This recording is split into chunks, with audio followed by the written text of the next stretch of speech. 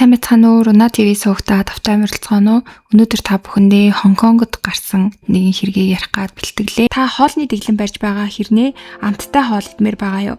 Тэгвэл би та бүхэнд Vivid Kitchen-ийн соуснуудыг санал болгож байна. Vivid Kitchen-ийн соуснууд нь хоолны амтыг нэмэхээс гадна илчлэг маш багтаа учраас дэглэм барьж байгаа эрүүл хооллохыг хүсэж байгаа хүмүүст зориулсан бага илчлэгтэй элсэн чихэр маш багтай соуснууд. Уг соуснуудыг дахиа үхрийн мах, салаад, сэндвич, бургер гэд бүхий л хоолнуудтай зохицуулан та бүхэн өөрсдийн амтлагаар хэрэглэж болно. Жишээ авах юм бол vegan mayonnaise, солонгос халуун, дахианы соус, терияки соус, гичний соус, чихэрлэг чили соус, нэр байтугай кетчуп хүртэл байгаа. За Vivid Kitchen брэндийнхаа соуснуудыг та бүхэн дээр харагдаж байгаа хаягнуудаас худалдан авах боломжтой бөгөөд би доор description хэсэгт Facebook page болоод Instagram хаягийг нь оруулсан байгаа. Тэрхүү хаягууд руу мөн чат бичээд үнгүү хөргүүлээд авах боломжтой байгаа юм байна. 23 настай Chow Wine эрүүл чирэг гэрэлтсэн эерэг энергиэрээ олон хүний анхаарлыг татдаг. Instagram-да Aqua Chow нэрээр идэвхтэй байж 50 гаруй мянган дагагчтай байсан бөгөөд Хонконгдоо нэлээд алдартай инфлюенсер йогийн багш байсан. Тэрээр өдөр тутмын амьдрал, йог, дасгал хөдөлгөөний бичлэгүүдээр тогтмол хуваалцаж олон шүтэн бишрэгчтэйгээ харилцдаг байсан. Ялангуяа залуу эрч хүчтэй дүр төрхөөрөө олонний анхаарал, хайр хүндэтгэлийг нэлээн хүлээсэн инфлюенсер бүсгүй. Тэр өгөн сорилтод дуртай дайчин зантай нэг юм байсан. Хонконгод йогийн багшаар хэдийний амжилтанд хүрсэн ч үүндээ сэтгэл ханалгүй өөрийн боломж бололцоогоо улам тэлхийн тулд шин шийдвэр гаргасдаг. Энэхүү шийдвэр нь Америкийн нэгдсэн улс руу 3 сарын хугацаанд сурахаар явах шийдвэр байсан. Энэ сонголт тийм ч амар хялбар байгаагүй. Учир нь Америк явахын тулд тэрээр Хонконг дахь карьер, нэр хүндээ төр зуур таслалдуул болцсохгүй байсан учраас гисэн хэдий ч тэрээр үүнийг өөрийгөө хөгжүүлэх сайхан боломж гэж итгэж үнэхээр зориг гарган Америк руу суралцгаар шийдээд бэлтгэлээ базааж эхэлдэг. Ингээд Chow Wine 2022 оны 6 дугаар сарын 30-ны шөнийн 2 цагийн нислэгээр Америкийн нэгдсэн улс руу явхаар тийзээ захиалдаг. Америкийн нэгдсэн улс руу явхаас 1 хоногийн өмнө буюу 6 дугаар сарын 29-ны өдрийн 16 цагт түүний эцэг эх охиныхоо ачаа тийшээ цэгцэлж өгөхөд нь туслахаар охиныхоо гэрт ирцгээдэг. Гэтэл бараг бүх зүйлээ аль хэдийний бэлдээд цэгцэлчихсэн нэгт нямбай зангаараа бүх зүйлээ нэг бүрчлэн сайн бэлдсэнийг нь эцэг эх нь хараад сэтгэл нь амран 30 орчим минут охинтойгоо ярилцаж агаад гэрлүүгээ буцацгаадаг. Тэгээд тэр орой нисэх цаг нь дөхөж байсан 22 цагийн үед эцэг эх нь охин руугаа дахин байдлыг тодруулахыг хичээдэг. Гэвч хачиргалтай нь хид хідэн удаа залгасан боловч утас нь ерөөсөө дуудахгүй байсан. Мэдээж хэрэг гадаад руу явахын өмнө завгүй байсан байж магадгүй. Эсвэл найзуудтайгаа гадагшаа явахаас өмнө цагаа өнгөрөөж байгаа учраас утсаа аваагүй байж магадгүй гэж эцэг эх нь бодож байсан ч гэсэн нэлээд төгсцгээж байсан. Ингээд явахаас нь өмнө дахин нэг залгаж үзье гэж боддог. Гэвч 30-ны үрээр нислэгээс нь өмнөхөн дахин залгахад утас нь мөн л хариу өгөхгүй хэвээрээсэн. Энэ үнэхээр ямар нэгэн зүйл буруу болсон юм шиг эцэг эхт нь бол мэдрэмжийг төрүүлдэг. Охин нь явахаасаа өмнө эцэг эхтэйгээ ганц ч удаа холбоо барихгүй байна гэдэг бол байж боломгүй зүйл байсан. Ингээд эцэг эхийнхэн төгшүүр айдас болон хуурс улмаар охиныхоо гэрлүү шууд очихоор шийдцгээдэг. Ингээд гэрт нь яран очтол хэрэв охин нь үнэхээр ниссэн бол заавал авч явах ёстой байсан аяллаа цүнхэн гэртээ хэвээрээ байж байдаг. Ингээд төгссөн аав ээж нь шууд л агаарын тээврийн компани руу уцтаж охин нь онгоцонд суусан эсхийг шалгаж үзтэл охин нь онгоцонд суугаагүй гэдгийг олж мэддэг. Тэр мөчид эцэг эх нь тэр даруй цагдаагийн газарт охиноо сургаггүй алга болсон тухай мэдээлэл өгдөг. Цагдаа нар ч асуудлыг ноцтойгоор хүлээн авч хуурхай мөрдөн байцаалтын ажиллагааг эхлүүлцгээдэг. Ингээд хамгийн түрүүнд тэд Chow Wine-гийн амьдарч байсан орон сууцны хяналтын камерын бичлэгийг шалгацгаадаг. Тэгээд тэндээс маш чухал нэгэн дүрсийг илрүүлсэн. Энэ нь 6 дугаар сарын 29-ны өдрийн 16 цаг 34 минутанд нэг залуу Chow Wine ирлүү орж байгаа дүрс бичлэг бичигдсэн байдаг. Мөн 6 минутын дараа буюу 16 цаг 40 минутанд тэр хоёр хамтдаа цахилгаан шатаар доошоо бууж байгаа дүр зураг мөн бичигдэж үлдсэн байсан. Гаднаас нь харахад тэд нэлээд дотн харагдаж байсан. Тэр залуу хар маск зүүсэн байсан тул нүүрнийх нь ихэнх хэсэг бол далдлагдсан байсан. Ингээд хэн болохыг нь тогтооход бол цагдаа нарт нэлээд хүнд байсан учраас Chow Wine-гийн гэр бүлийнхэн нь түүнийг таних магадгүй гэж бодоод цагдаа нар уг бичлэгийг эцэг эхт нь үзүүлдэг. Тэгтэл ээж нь бичлэгийг харамгацаа шууд л Энэ манай охины хуучин найз залуу Лочун байна гэж таньдаг. Ингээд с жигтний хэн болох нь тогтоогдож цагдаа нар шууд түүн рүү залган хуучин найз охиных нь хаана байгааг асуудаг. Гэвч уцаа авсан түүний хариулт бол маш хүйтэн хүндий, онгоцон цуугаагүй юм уу? Тэгвэл хувийн онгоцоор ниссэн юм байлгүй. Одоо миний найз охин биш байхад надад ямар хамаатай юм бэ? Яагаад би хуучин найз охиноо хаана байгааг мэдэх ёстой юм бэ гэж цагдаа нараас маш хүйтэн хүндий асууж исэн. Цагдаа нар тэдний хамгийн сүүлийн зорчсон замыг олохын тулд түүний машины улсын дугаарыг ашиглан хөдөлгөөнийг нь мөрдөж эхэлдэг. Мөрдлөгийн үр дүнд тэр хоёр хамтдаа Ritz Carlton зочид буудлын руу явсныг нь тогтоодог. Тэд 106 дугаар өрөөнд бүртгүүлж орсон бөгөөд дараа өдөр нь буюу 30-ны үүрээр Лочун ганцаараа өрөөнөөс гарч байгаа нь харагддаг. Гэвч Човагийн дүр зураг бол ерөөсөө харагдаагүй. Үүнийг цагдаа нар маш с сэжигтэй гэж үзэн түүнийг илүү наривчлан шалгах гэж байтал удалгүй санаанд оромгүй явдал болдог. 6 дугаар сарын 30-ны орой Лочун өмгөөлөгч дагуулan цагдаагийн хилцс дээр өөрөө ирдэг. Тэрээр ямар ч тайлбар хийлгүйгээр хэрэгээ хүлээж буйгаа илэрхийлэн Ritz Carlton зочид буудлын өрөөний түлхүүрийг цагдаа нарт өгдөг. Цагдаа нар түүнээс яг ямар хэрэг хүлээж байгааг нь асуусан боловч тэрээр таг дуугүй байхыг илүүд үздэг. Эцэст нь түүнийг байцааж цаг алдахаас илүүтэйгээр хэргийн газарт очих нь илүү хурдан гэж үзээд цагдаа нар шууд уг зочид буудлын руу хөдөлцгөөсөн. Ингээд 6 дугаар сарын 30-ны оройны 22 цагт цагдаа нар түүний өгсөн түлхүүрээр тухайн өрөөний хаалгыг нээсэн бөгөөд тэр мөчид нүдний өмнө ил гарсан аимшигтай дүр зургийг хараад бүгд хөшцгөөдөг. Өрөөний дотор талд ширүүн тэмцэлсэн бололтой эд зүйлс нь ундуй сундуй хөвтөж ор хан шал гэлтгүй бүх зүйл цусаар будагдсан байсан. Эцэст нь цагдаа нар угаалгын өрөөний хаалгыг онгойлгох үед ван нь улаан цусаар дүүрсэн. Тэгээд тэр дотроос маш аимшигтайгаар хөнөөгдсөн Човагийн цогцос олддог. Тэрээр хувцас гуталтайгаа байсан бөгөөд гар хөл биеийн урд болон ард гээд нийт 30 гаруй удаа хутгалагдсан шархтай.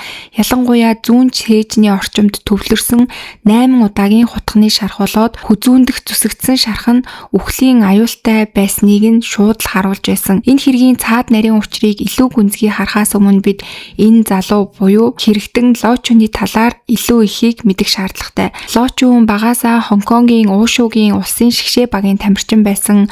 Олон тэмцээнд алтан медаль хүртэж Хонконгийн тулааны урлагийн салбарт нэлээд танигдсан нэгэн байсан. Гэвч нэг л өдөр тэрээр тамирчны замаа бүр мөсөн орхид ажилгүй нэгэн болсон. Тэр ажилд орох гэж оролдооч үгүй бөгөөд үргэлж брендийн тансаг хувцаар гойж явдаг байсан. Ажил хийдэггүй хэрнээсээ яаж ийм их мөнгөтэй байсан бэ гэвэл үргэлж олон эмэгтэйчүүдтэй уулзаж тэднээс мөнгө зээлдэг бөгөөд тэр мөнгөө цэнгэний газарт үрж дуусгадаг байсан. Хэрэв уулзаж буй эмэгтэй нь мөнгө өгөхгүй бол өмнө нь нууцаар авсан бэлгийн харилцааны бичлэг зургийг нь тараана гэж сүрдүүлж мөнгө авдаг байсан байгаа. Тэгээ түүний хувьд болохоор хохирогч Човантай уулзсан нь 1 жилийн өмнө буюу 2021 оны 4 сард нэг үдшилгэн дээр танилцсан байсан.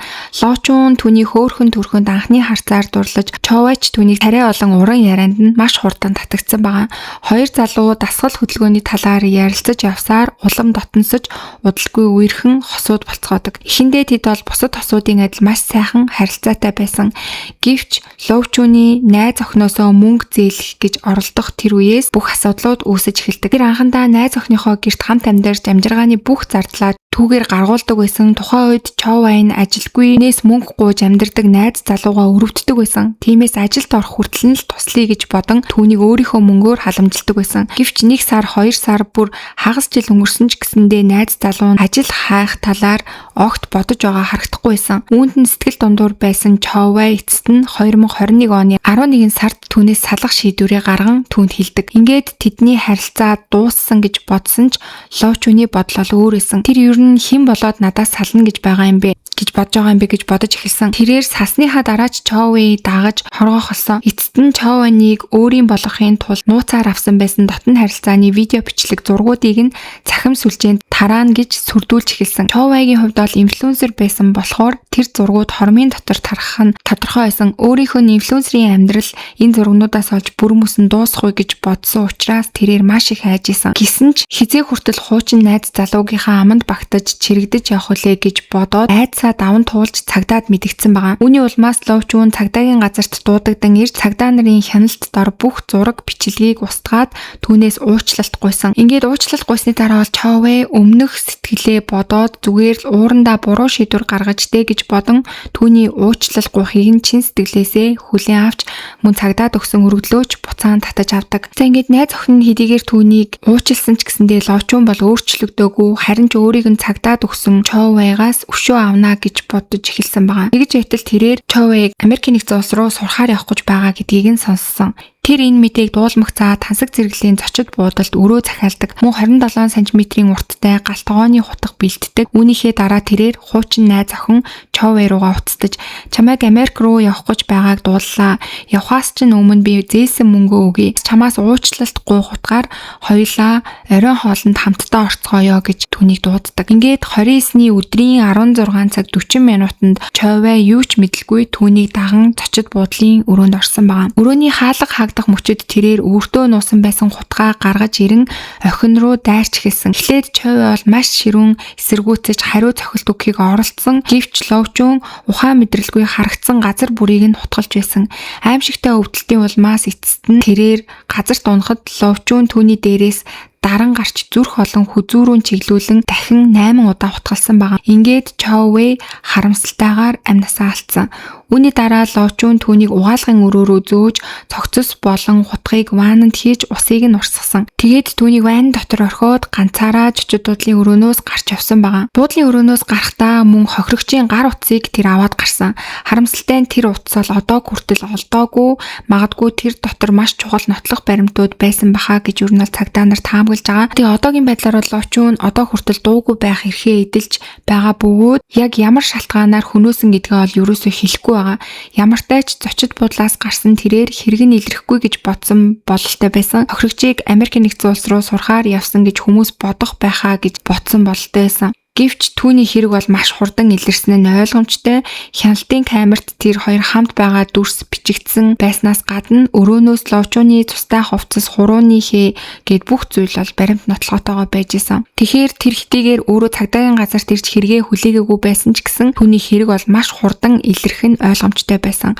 Нөгөө төгөөр цахим орчинд хохирогчийг мөнгөний төлөө уулздаг байсан уу гэх мэт цуу яриад харахаж эхэлсэн. Үүний хариуд бол цагдаа нар тийм ямар ч с ิจ гтэй зүйл байхгүй гэдгийг бол эрс ницааж исэн. Хохирогчийн эцэгийг ч гэсэн мөн охин маань хизээч тийм мөнгөний төлөө янз бүрийн зүйл хийдэг хүүхэд бишээ гэж эсэргүүцэжсэн. Түүний ар гэрийнхэн зарим хэвлэлд мэдээлэл болон захим орчинд дах үндэслэлгүй дайрал трүүсэн таамаглал нь хохирогчийг дахин хохироож буй хэрэг хэмээн маш их харамсаж байгаагаа илэрхийлж исэн. Мөн талигаачийн нэр хүндийг хамгаалж хязгаараас давсан цуу яриагаа зогсоохыг ард иргэдээс бол чин сэтгэлээсээ гуйсан байгаа. За с ิจ гтний гэмт хэрэг үйлдсэн нь бол тодорхой боловч Хонконгийн шүүх цагдаагийн журмаар хүн амны хэргийг шийдвэрлэхэд бол нэлээд хэдэн жилийн хугацаа шаардагддаг. Тиймээс анхан шатны шүүхийн шийдвэр бол хараахан одоогийн байдлаар бол гараагүй байгаа. Хонконгийн хуулиар санаатаагаар хүний амь хөнөөсөн тохиолдолд бүх насаар нь хорих ял бол ихэвчлэн оноодог. Тэгэхээр магадгүй энэ хэрэгтний хувьд бол бүх насаараа хорих ялыг авах байхаа гэж бол би бодож байна. 2024 оны 3 сарын 30-ны өглөө 08 цаг 34 минутанд Хавайн ОХР Мано дүүргийн нэгэн байшингаас цагдаагийн газарт яралтай дуудлага ирдэг. Дуудлага өгсөн хүн нь тэр байранд нэг өрөөг нь түрээслэж суудаг Айрин гэдэг эмэгтэй байсан. Тэр айж чичирсэн хоолоогоор манай байшин дотор шүн маш их орилох дуу чимээ гарсан. Хаалганы завсраар хальт харсан чинь маш их цус харагдаж байна. Магадгүй хүн өгсөн байх, яаралтай ирнэ үү гэж хэлсэн.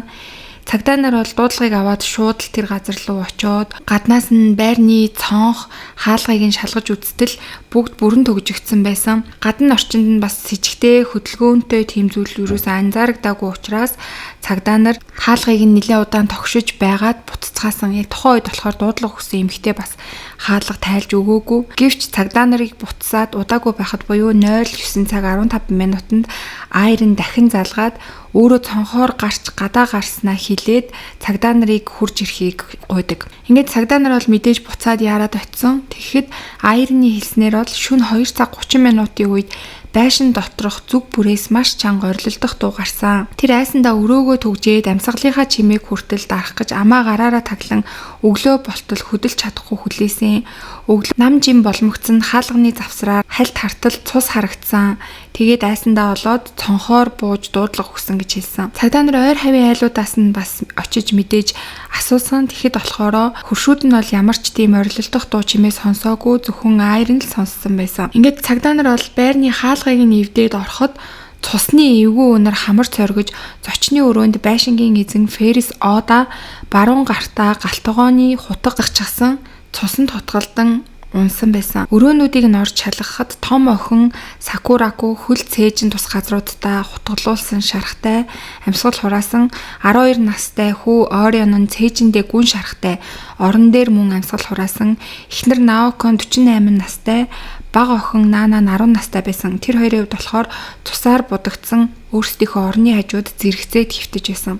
Гэр доторх хаалга цонхон дээр бол ямар ч эвдрэл хүч хэргэлсэн гаднаас хүн орж ирсэн байх магадлалтай уул мөрүүд юусоо байгаагүй мөн бэлэн мөнгө үнэт эдлэл зэрэг нь бол бүгдээрээ яг байр байрандаа байж исэн. Тэгэхээр энэ хэрэг бол дээрэм тонуул биш яг энэ байрыг мэддэг, энэ хүмүүсийг мэддэг танил хүн үйлдсэн байх магадлалтай гэж цагдаа нар бол анхны сэжийг тавьсан. Мөрдөн байцаагчид хэрэг болж өнгөрсөн хугацааг бол шөнийн 2 цагаас 2 цаг 30 минут тавьцаа гэж тэмдэглэсэн. Тэгээ энэ нь болохоор нөгөө өглөөний дуудлага өгсөн Айрины хэлсэн 2 цаг 30 минутын орчмоос эхэлж хүмүүсийн хашгиралдах чимээг сонссон гэсэн мэдүүлэгтэй бол яг таарж байгаа. За ингээ амиа алдсан Ферис Ода гэдэг хүн хэн байсан бэ гэхээр Хавайд амьдардаг 46 настай физик эмчилгээний эмч хийдэг South King Street клиникийг өөрөө байгуулад тэгээд тэндээ эмчээр ажилладаг байсан. Тэр болохоор эхнэр Наоко, хүүхдүүд болох Сакураку 17 настай, Орион 12 настай, Нана 10 настай ингээд амбууд тавлаа амьдардаг байсан байгаа. Тэгээ эхнэр нь болохоор хүүхдүүдээ харангаа нөхрийнхөө ажилд хаяа тусалдаг байсан. За тэдний оршин суудаг байсан байшин нь болохоор цагаан хашаатай 4 өрөөтэй тийм байшин байсан. 2013 онд 1 сая $1 худалдаж авсан байсан. Ферис Одагийн зан төрх нь болохоор идэлдэг, ажилсаг, өглөө болгон өглөөний 5 цагт босч хүүхдүүдийнхаа өглөөний хоол, үдийн цайг нь бэлдэж тавьдаг маш халамжтай аав байсан. Тэгээ цагдаа нар болохоор хаалга цонхон дээр ямар ч эвдрэл уул мөрүүд юусоо байхгүй байсан учраас ер нь бол хэрэгтэн дотроосоо байж магадгүй гэж ер нь бол үзээд Айриныг нэлээд сэжиглэж исэн. Гэхдээ Айр нь бол 5-5 хүнийг эмгтээ ганцаараа тэгж амь насыг нь хутгаар бүрлгэнэ гэж бол боломжгүй гэж цагдаа нараас үзчихсэн. За тэгээ цагдаа нар болохоор гэрийн эзэн буюу Ферисийн өнгөрсөн амьдралыг ингээд судлаж үзсэн. Тэгэхээр тэр багасаа л ээлдэг, хичээнгүй хүүхэд байжгаад насан туршид физик эмчилгээний клиник нээж их нэртэйгээ хамт хөдөлмөрлөн 3 хүүхдээ өсгөж байсан. 2013 онд Манод 4 өрөө байшин худалдаж аваад аз жаргалтай амьдарч байсан. Гэвч яг 2020 он болж цар тахлын жилүүд эхлэн түүний бизнес нь бол уруудаж эхэлсэн. Үйлчлүүлэгчд нь тасарч орлого нь үндсэндээ зогсож түрээс зээл татварын дарамт нуруунд дээр нь овоорч эхэлсэн. Түрээс зээлийн $2,500 сар болгон төлдөг байсан боловч энэ үеэс эхлээд төлөх боломжгүй болж эхэлсэн. 2021 оны 3 сард барилгын эзэнтэй $90,000 түрээсийн маргаантай байгаад тэр хэрэг нь шүүхэд очоод 2021 оны 12 сард шийдэгдэн $53,000 барилгын эзэнд төлж энэ хэрэг хаагдчихсан. Мөн 23 оны 3 сард татвараа удаан төлөөгүйгээс болоод өмч хураалт явагдсан. 2024 онд машин, гүйлтийн зам гэх мэтчлэн мөнгө олж болох маш олон зүйлсүүдэд зарсан. Тэгээ ингэсэн ч гэсэндээ мэдээж бол яг амьдрал нь сайжраагүй. Тэгээ сүүлдээ бол өөрөө бүр Uber буюу таксины жолооч хийж эхэлсэн байсан. Хөршүүдийн хэлж байгаагаар болохоор сүүлийн 1 жил бол Ферис баяр ёслолоор байшингаа чимхээ болсон.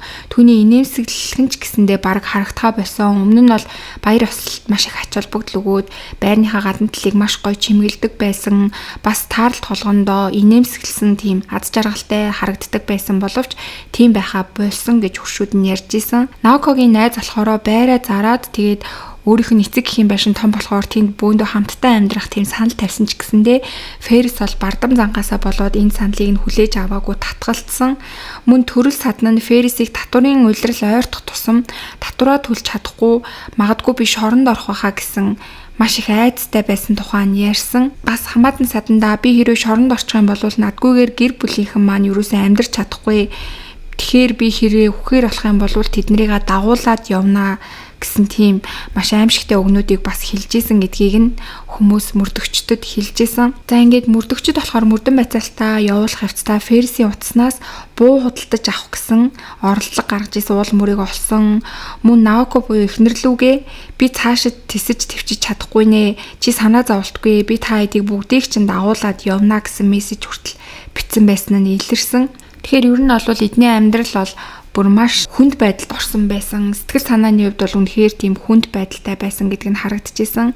За тэгээд амиа алдсан хүмүүсийг задлан шинжилгээ хийхэд Ферисээс бусад 4 хохирогч буюу Наоко, Сакурако, Орион, Нана гэх эхнэр 3 хүүхдээс нь болохоор бүгд өөрсдийнхөө биеийг хамгаалах гэсэн тийм хамгаалалтын шарах соргууд бол илэрсэн. Тэгэхээр амьд байгаа утга далааж байгаа хүний өөдөөс бол нэлээд тэмцэлсэн гэдгийг нь бол харуулсан. За тий хэргийн газраас олдсон цор ганц зэвсэг нь болохоор Ферисийн баруун гартаа барьчихсан байсан галтгооны утгал байсан. Тэгээ энэ утганаас бол эхнэр болоод хүүхдүүдийнх нь ДНХ илэрсэн. Хэдий байшны хувьд болохоор хаалга цонх нь ямар ч эвдрэлгүй гадны хадлага автсан байх ямар ч тийм нөхцөл харагдаагүй. Мөн гадны хүний хурууныхээ мөр ерөөсөө илрээгүй бэлэн мөнгө үнд зүйлсэн ч гэсэндээ байр байрандаа байсан. Тэгэхээр ер нь бол эдгээр бүх баримт нотлохоонууд нь гэр бүлийн дотор болсон аллах мөн амиа хорлолт байх магадлалтай гэж харуулсан байгаа. За тэгээд шүүх шинжилгээний хүрээлэнгээс бол сэтгэл зүйн дарамт тэгээд ер нь буу худалдаж авах гэсэн оролдлого мессеж гэх мэтчлэн баримтуудад нь суурлаад Ферис Ода эхнэр 3 хүүхдээ хөнөөгөөд өөрийгөө хорлсон.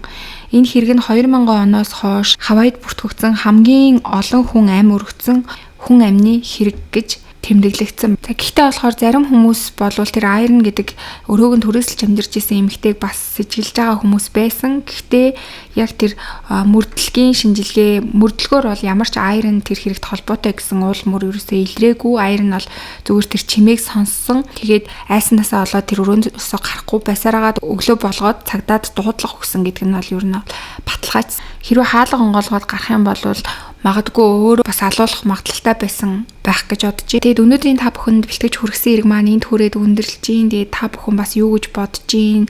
Комент хэсэгт сэтгэлээ бичиж үлдээгээрэй. За тэгээд миний хувьд аав нь болохоор анханасаа яг гэр бүлийнхаа бүх зүйлийг зохицуулж санхүүгээ ингээд барьж явдаг байжгаад тэгээд яг энэ нь өөрийнх нь удирдлаганаас гараад ямар ч үр зээлээ төлж чадах боломжгүй боломгцоо ер нь бол үхэхээс өөр сонголтгүй гэж бодсон. Тэгээд эхнэр хүүхдүүд нь өөрийнх нь үгээр өөрийг нь харж амьдардаг байсан болохоор энэ хүмүүсийг бол өөрийнхөө өмчгээ бодчихсон тустай хүн гэж харж чадахгүй. Тэгээд өөрөө өгөх юм бол энэ хүмүүсийг ч гэсэн хамт дагуулад өгөх хэрэгтэй. Надгүйгээр бол энэ хүмүүс амьдарч чадахгүй гэж буруу бодоод тэгээ бүхэл бүтэн 4 хүний амь насыг хөнөөгөөд өөрийнхөө амийг хорлсон гэж бол харагдсан. Тэгээд энэ бол үнэхээр аимшигтай байгаа. Тэгээд өөрөө хэдийгээр энэ бүх зүйлээ давж чадахгүй гэж бодсон ч гэсэндээ их нэртэйгээ ярилцах ч юм уу өөр бол мөнгө олоод энэ бүх асуудлуудаа шийдвэрлэх маш олон арга байсан байх гэж бодож байна. За үнэхээр аргагүй болоод мухарцсан ч гэсэндээ хүүхдүүд болоод эхнэр нь бол өөрөөс нь тустай хүн гэдгийг ойлгоод тэгээд тэр хүмүүсийг бол амь нас нь хөнөөх ёсгүй байсан байхаа гэж бодож байна. Тэгээд нэг хүний буруу бодлоос болоод бүхэл 4 хүний амь нас алагдсан маш харамсалтай, гунигтай, эмгэнэлтэй ийм хэрэг байлаа. 1987 оны 3 дугаар сарын 20-ны өдөр Хятадын Жэжан мужийн цагдаагийн газарт нэгэн дуудлага мэдээлэл ирдэг. Энэ нь Жовшан арлын нэгэн оршин суугчийн гаргасан гомдол байсан бөгөөд далайн эрэг дээр нэгэн загсны завь гацаад 2 хонж байна. Гэвч тэр завин дээрээс хэн нэгэн бууж байхыг огт харсангүй гэсэн агуулгатай дуудлага байсан. Цагдаа нар далайн эрэг дээр очиж үзэхэд үнэхээр мэдээллийн дагуу 10 м урт 2.5 м өргөнтэй Жодави 6140 гэсэн нэртэй жижиг загсны завь элсэн толгойд гацаад хөдөлж чадахгүй байдалтай байсан. Цагдаа нар завны эргэн тойрныг шалгаж багийн гишүүдийг хичнээн дуудсан боловч завны дотроос ямар ч хариу ирээгүй. Эцэст нь цагдаа нар шалгалт хийхээр завин дээр гарцгаадаг. Завин дээр хөл тавих тэр мөчөд далайн салхиар дамжин ихүүн цусны үнэр хамарлуу шууд цоргисон. Сандарсан цагдаа нар болгоомжтойгоор дотог шорж үзэхэд кабин доторх шал болон хананд маш их хэмжээний цусны толб үсэрсэн. Мөн завийг жолооддаг бүхээг болон коридороос ч олон тооны цусны мөр олддог. Кабины босгон дээр цустай хурууныхээ үлдсэн байсан бөгөөд шалан дээр ч мөн цустай алх хэвтэж байсан. Гэвч завин дотроос бол хаанаас ч хүний бие болон цогцос олдоогүй. Гэтэл хаа цайгүй цусны мөр, цустай гар, цустай алах зэрэг зүйлс л харагдаж байсан. Эргийн газарт үлдсэн эдгээр цусны мөр болон хүчирхийллийн шинж тэмдгүүдээс үзэхэд ийм таамаглал дэвшүүлж болохоор байсан. Хэрэгтэн завны багийн гишүүдийг бүгдийг нь хэрцгийгээр хөнөөснийхөө дараа цогцснуудыг далайд хаяж зүгтэж явахдаа завин далайн ирэг дээр гатсан байж болзошгүй гэсэн цагдаа нарын таамаглал гардаг. Ингээд энэхүү хэргийн мэдээлэл цацагдмагч Жовшон болон ойр орчмын далайчид загасчид айдаст автаж хэсэг хугацаанд далайд гарч чадахгүй гадны хүмүүстэй наймаа хийхээс туйлын ихээр зайлсхийж хэлцгээдэг. Хэргийн ноцтой байдлыг мэдэрсэн Жежан мужийн цагдаагийн газар тэр даруй тусгай мөрдөн байцаах баг бүрдүүлж Жодави завны эзэн болон багийн гишүүдийг хэн болохыг тогтоох, мөн завин дээрээс бууж буй хүнийг харсан оршин суугч байгаа эсхийг тодруулах ажиллагааг эхлүүлцгээдэг. Мөрдөн байцаалтын үр дүнд тухайн завин дээр явж байсан хүмүүсийн хэн болох нь тогтоогдож эхэлсэн. Юуны өмнө энэ завин ойролцоох Дайшанаас ирсэн зав байсан бөгөөд тухайн үед завин дээр 42 настай Ахмад Ван, түүний 30 орчим насны 2 дүү, 16 настай хүүн, мөн Вангийн охиныхон сүйт залуу болох 14 настай Том Зэ хүүгээд нийт 6 хүний бүрэлдэхүүнтэй нэг гэр бүлийнхэн явж байсан нь тогтоогддог. Тэд ойр орчмын арлуудын хооронд явж загсны зав дээрээс загас худалдаалж аваад янз бүрийн бүс нутагт зарж борлуулдаг ажил хийцгээдэг байсан. Ахмад Вангийн эхнэр хэлэхдээ нөхөр нь 8 хоногийн өмнө буюу 3 дугаар сарын 12-ны өдөр Дайшанаас хөдөлж Синсанжингээс далайн бүтээгдэхүүн худалдаж аваад 3 дугаар сарын 17-нд Нимбо руу явж загсаа зарах төлөвлөгөөтэй байсан гэж хэлдэг. Гэтэл завин ийм байдалтай олдсон байгаа. Цагдаа нарын асуулгын явцад ойролцоох Жовшан арлаас тухайн завны багийн гишүүдийг харсан гэх хүмүүс гарч ирдэг.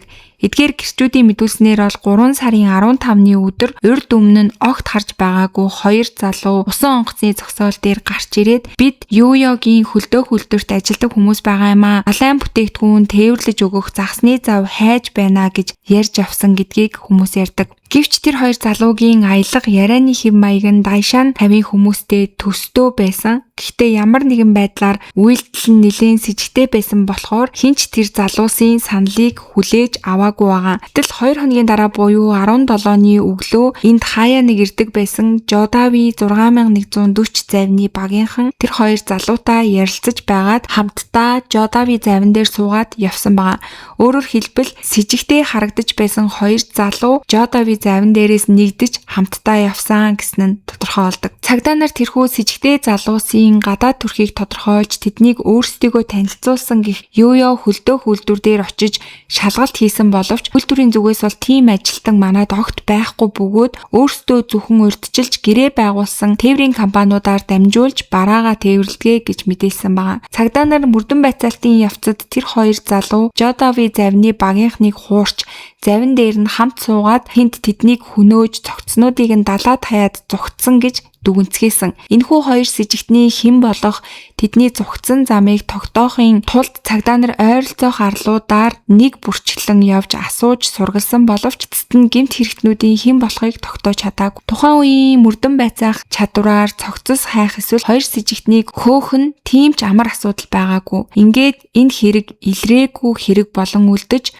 цаг хугацаа өнгөрөн хүмүүсийн ой санамжаас мартагдаж эхэлдэг. Гэвч ард нь үлдсэн гэр бүлийнхэн нь бол шаналл, уй гашуун дунд автаж гэр бүлийнхнийгээ хизээж мартаж чадахгүй байсан нь бол ойлгомжтой. Энэхүү Ахмадын аав нь ганцхан өглөөний дотор 3 хүү, 2 ач хүү, мөн хүргэн хүүгээ алдаж чочрлоо даалгүй, удалгүй амь насаа алддаг. Өрхийн тэргүүнээ алдсан үлдсэн гэр бүлийнхэн нь туйлын ядуу зүдүү амьдралыг туулж байсан ч хизээ нэгэн цагт хэрэгтэн баригдаж шудраг бусаар амь насаа алдсан гэр бүлийнхнийх нь гомдол хайлагдана гэж итгэж амьдарсаар л байсан. Ингээд энэ явдлаас хойш бол цаг хугацаа өнгөрч 35 жилийн хугацаа харавсан сум шиг өнгөрсөн. Ингээд өнгөрсөн 2022 оны 8 сард Жежан мужийн цагдаагийн газарт гэмт хэрэгтнийг баривчлах ажиллагаа нэртэй ажиллагаа явуулж байхдаа хуучин шийдэгдээгүй хэрэгүүдийн файлуудыг цэгцэлж байгаад цагдаа нар яг энэ Жодан 6140 завны багийн гишүүдийн гэр бүлийг бүхлээр нь хөнөөсөн хэргийн материалуудыг олж илрүүлдэг. Цагдаа нар файл дотроос тухайн үед цуглуулж байсан цустай хурууны хээг олж улсын гэмт хэрэгтнүүдийн мэдээллийн санд бүртгүүлэн таарах гэмт хэрэгтэн байгаа эсхийг шинжилүүлэхээр илгээдэг. Тухайн үед бол хэргийн газраас олдсон хурууны хээтэй тохирох нэг хүнийг тэд нар олсон. Тэр нь Нимбо хотоос гаралтай Жаншэшин гэдэг хүн байсан. Энэхүү Жаншэшин гэдэг хүн нь болохоор Эрдэнэ, Зодон болон зам тээврийн ослын хэрэгээр цагдаагийн газарт шалгагдаж байсан бөгөөд тэр явцдаа хурууны хээнд бүртгэгдсэн хүн байсан. Жэжан мужийн хамгийн хүнд шийдэгдээгүй хүн амны хэргийн гол сэжигтэн 35 жилийн дараа энхүү гарч ирсэн байгаа. Энэ мэдээж тархсан тэмэгц Жижан мужийн цагдаагийн газрын мөрдөн байцаах баг яаралтай цугларч хэргийг шинжилэн сэжигтний талаарх мэдээллийг цуглуулж гэмт хэрэгтнийг баривчлагаар бэлтгэж эхэлдэг. Уг нь тухайн үеийн анхны мөрдөн байцаалтын тэмдэглэлүүд ихэвчлэн гараар бичигдсэн байсан бөгөөд тэдгээрийн ихэнх нь хитрхи хуучирч бүдгэрсэн тул хүсгийг нь танихад ч бэрх байсан. Багийн гишүүд уншихад хэцүү үсэг болон ойлгогдохгүй байгаа хэсгүүдийн талаар хоорондоо зөвлөлдөж эвлүүлсээ 28 бот болох мөрдөн байцаалтын тэмдэглэлийг бүгдийг нь цагдаа нар нэг бүрчлэн шалгаж дуусгадаг. Ялангуяа 35 жилийн өмнөх мөрдөн байцаах үзэл баримтлал болон нотлох баримтын шаардлага нь одоогийнхоос маш их зөрүүтэй байсан тул нотлох баримтыг хүлээн зөвшөөрөхөд бол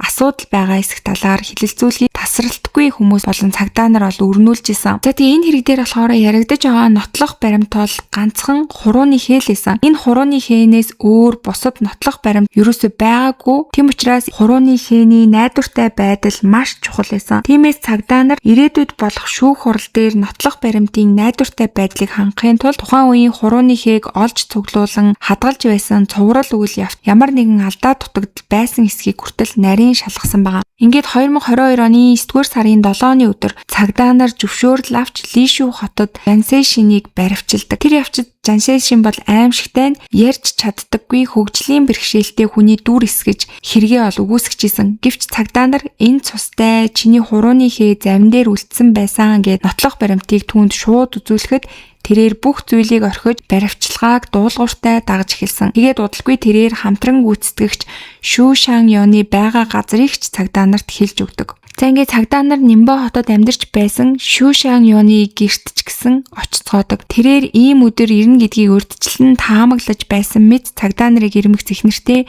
би дахиж гэртээ эргэж ирж чадахгүй байхаа гэж хэлээд дуулууртай цагдаа нарыг даган гэрээсээ гардаг. За ингээд цагдаа нарын мөрдөн байцаалтын дагуу Жаншэшин болон Шүү нар нэг тосгонд төрж өссөн бага сургуультай хамт сурч байсан эртний найзууд болохыг нь илрүүлдэг.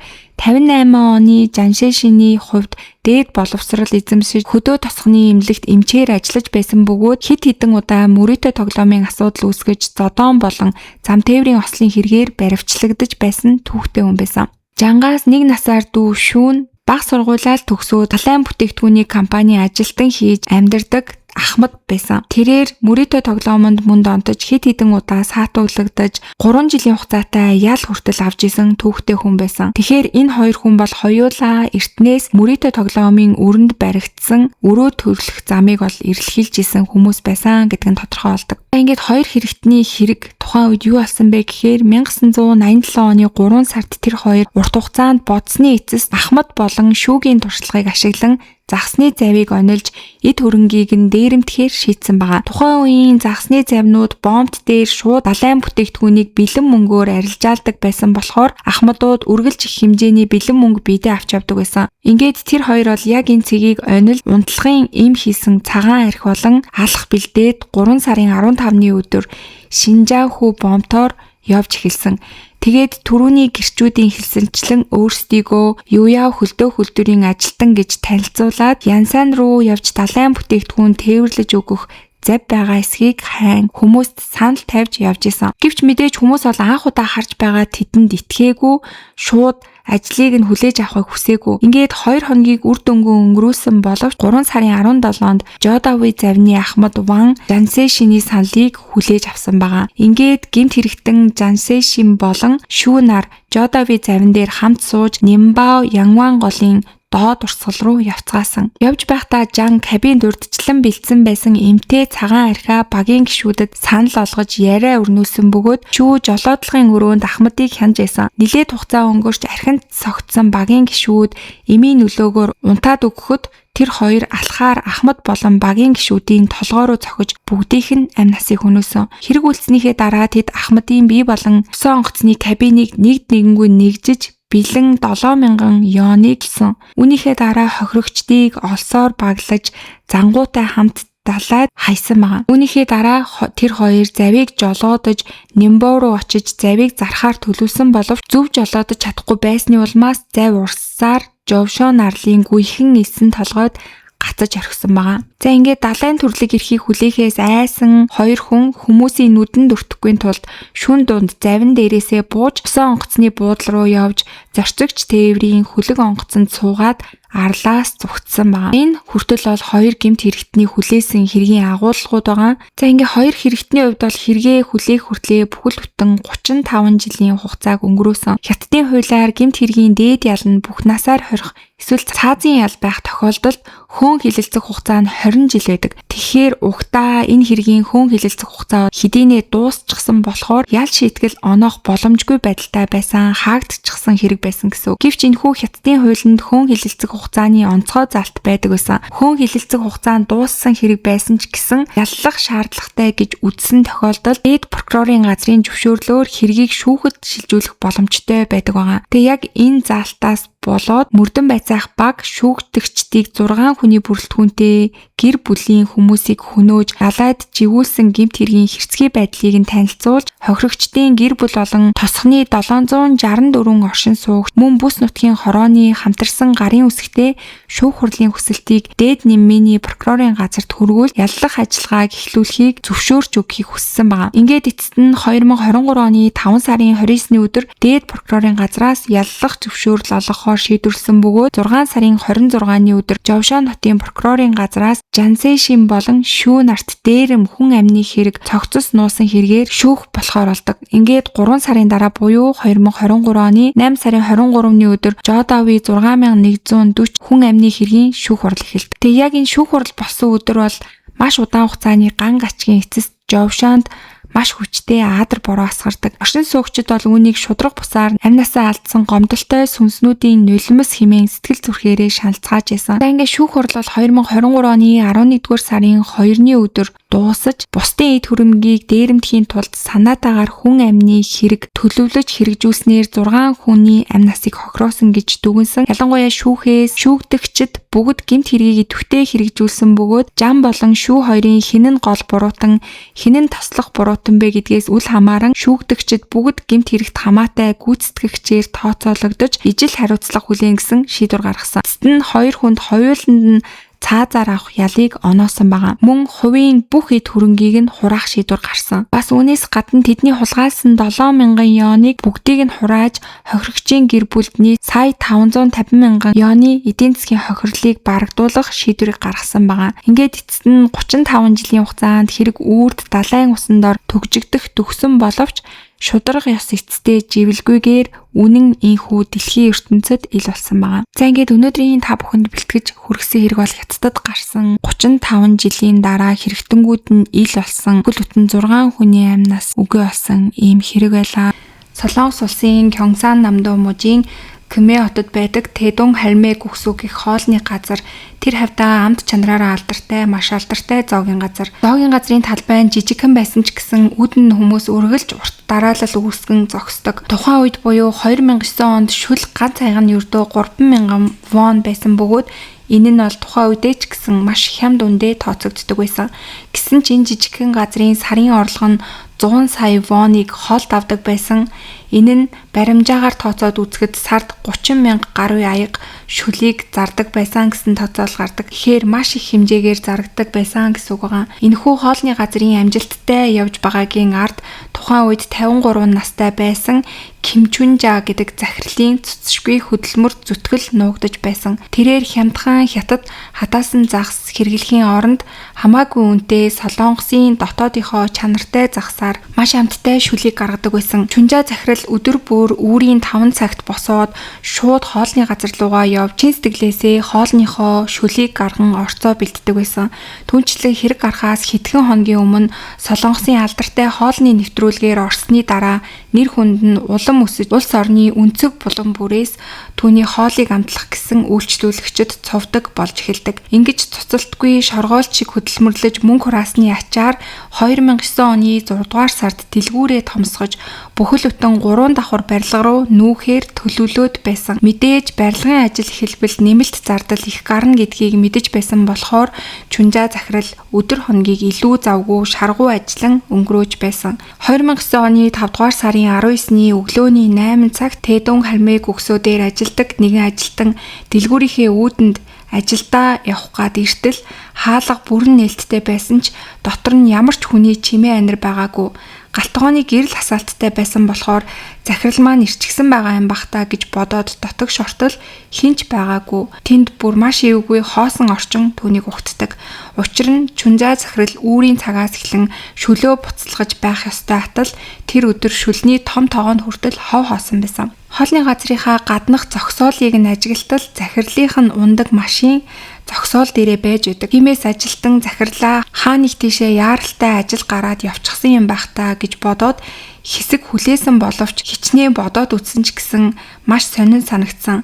Энэ хоолны газрыг захирал маань өөрийн аимшигээ хайрладаг хүн ингэж хаа намаагүй хоосон хаяад явах хүн биштэй гэж бодоод эцэст нь ажилтан захирлынхаа охин руу залгаж удалгүй гэр бүлийнхэн нь цагдаад албан ёсоор мэдэгдснээр сарын 100 сая вонны орлоготой алдартай хоолны газрын эзэн эмэгтэй сургаггүй алга болсон хэрэг нийгэмд ил болдог. Чүнжаа захирал ажилдаа ирж очихдоо үргэлж хар өнгийн үүргэвч үүрдэг. Тэрхүү үүргэвчин дотор нь бэлэн мөнгнөөс гадна даатгалын бичиг баримт, үрийн бичиг, банкны дэвтэргээд түүний санхүүтэй холбоотой бүх чухал баримтууд нь байдаг байсан. Бараг л хөдөлгөөнд сейф аваад явдаг байсан гэж хэлж болно. Хэргийн газарт ирсэн цагдаа нар хамгийн түрүүнд зогсоолын CCTV буюу хамгаалалтын камерын бичлэгийг шүүж үзэхэд хэрэг гарахаас өмнөх шөнө буюу 5 дугаар сарын 18-ны шөнийн 10 цаг 18 минутанд Чүнжаа захирал хар үргэвчээ үүрээд ажилласаа тарж явна тодорхой бичигдсэн байдаг. Гэтэл маргааш өглөөн нь машин нь зогсоолдоо зогсож байгаагаар харагдсан. Харин Чүнжаа захирал өөрөө байгаагүй гэсэн үг. Мэдээж түүний өнөөх мөнгөтэй өргөвчж байгаагүй.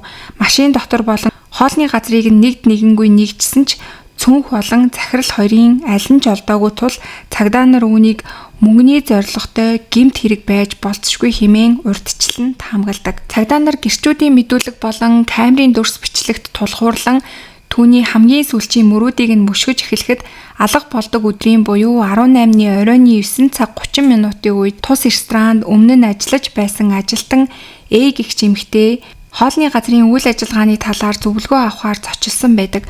Тухайн үед дэлгүүрт ганцхан үйлчлүүлэгч байсан бөгөөд шүл болоод кебабны захиалга нэмж орж ирсэн болохоор A эмэгтэй захиралд туслан хамт хоолыг нь хийлцсэн байгаа. Үүний дараа хоолны газрын нэг бууланд хоёулаа суугаад хуучилж байтал оройн 10 цагийн үед Чүнжаа захирлын утсан дуурдаг. Чүнжаа захирал утсаар маш богино яриа өрнүүлснийхээ дараа хөргөгчнөөс тарвас гаргаж ирдэг. Энэ үед бол үүнийг нь харсан ажилтан та одоо оройтчлоо харих хэрэгтэй юм шүү гэд тарвсыг нь хэрчиж өгөөд савнд хийгээд Чүнжаа захиралд өгөөд оройн 10 цаг 18 минутанд хамгийн сүүлийн зочин нь гарч тэр хоёрч хоолны газрынхаа гэрлийг унтраагаад хамтдаа гарцгаасан байгаа. Гэтэл Чүнжаа захирлыг ажилласаа тарснаас хойш яг 3 цагийн дараа буюу үүрийн 1 цаг 47 минутанд түүний унаж явсан машин гэрлээ бүрэн унтраачихсан маш с жигтэйгээр хоолны газрын зогсоол руу аажуухан орж ирж байгаа нь харагддаг. Удалгүй машины жолоочийн судлаас нэг хүн бууж ирсэн бөгөөд тэр нь Чүнжаа захирал биш харин үл таних нэг эрэгтэй хүн байгаа нь харагддаг. Тэр залуу ойролцоогоор 170 см орчим өндөртэй, махлаг биетэй, алгаагаа дарж өмсөөд гартаа бээлийн өмссөн байгаа нь харагдсан. Хинч харсан гэмт хэрэгтэн гимээр с жигтэй төрх харагдчихсан. Машинаас буусан өнөөх залуу хаалгыг түлхүүрээр нээж ороод доторх гэрлийг нь асаачгаад буцаж гарч ирээд шууд л харанхуй руу алга болж байгаа нь харагддаг. Бичлэгийг харсан Чүнжаа захирлын хүү хэдийгээр дүрс бичлэг нь бүрэлдсэн чанар муутай харагдаж байсан ч гэсэн тэр залуугийн биеийн галбар алхаа гიშгээг нь харамгацаа шууд л энэ хүн чинь том ачааны машин ундаг Кан байштэй гэд шууд таньдаг. Тэр хүн бол 53 настай Кан гэдэг хүн байсан. Тэрээр өнгөрсөн жилийн эхнээс эхлэн энэ хоолны газарт бараг өдөр болгон ирдэг байсан байнгын үйлчлүүлэгч нь Ким Чүнжаа захирлыг алга болсон гэдгийг мэдээд гэр бүлийнхэн нь ухаанаа алдах гээд сандарч байсан тэр өдрийн үдээс хойш 2 цагийн үед хоолны газар дээр гинт хурж ирснийг хүүнд сандаг. Тэрээр өөрийгөө энэ дэлгүүрийн хуучин зочин Чунжаа захирлын эртний найз гэж танилцуулаад Чунжаа надаас мөнгө авахаар Кмя хот руу явсан ирээгүй байгаа мó гэж гэр бүлийнхэнд нь цохиулгадаг. Тэгээ энэ талаар нүргэлжлүүлээд хүүн асуусан чинь өөр зүйл хариулахгүйгээр Яруу сан руу хоолны газраас нь гараад явсан гэдгийг хүүн ол гинт сандаг. Үнэн дээр Кам бол зүгээр л нэг том машины жолооч байгаагүй. Тэр бол замаа алдсан мэрэгжлийн луйрчин хүн.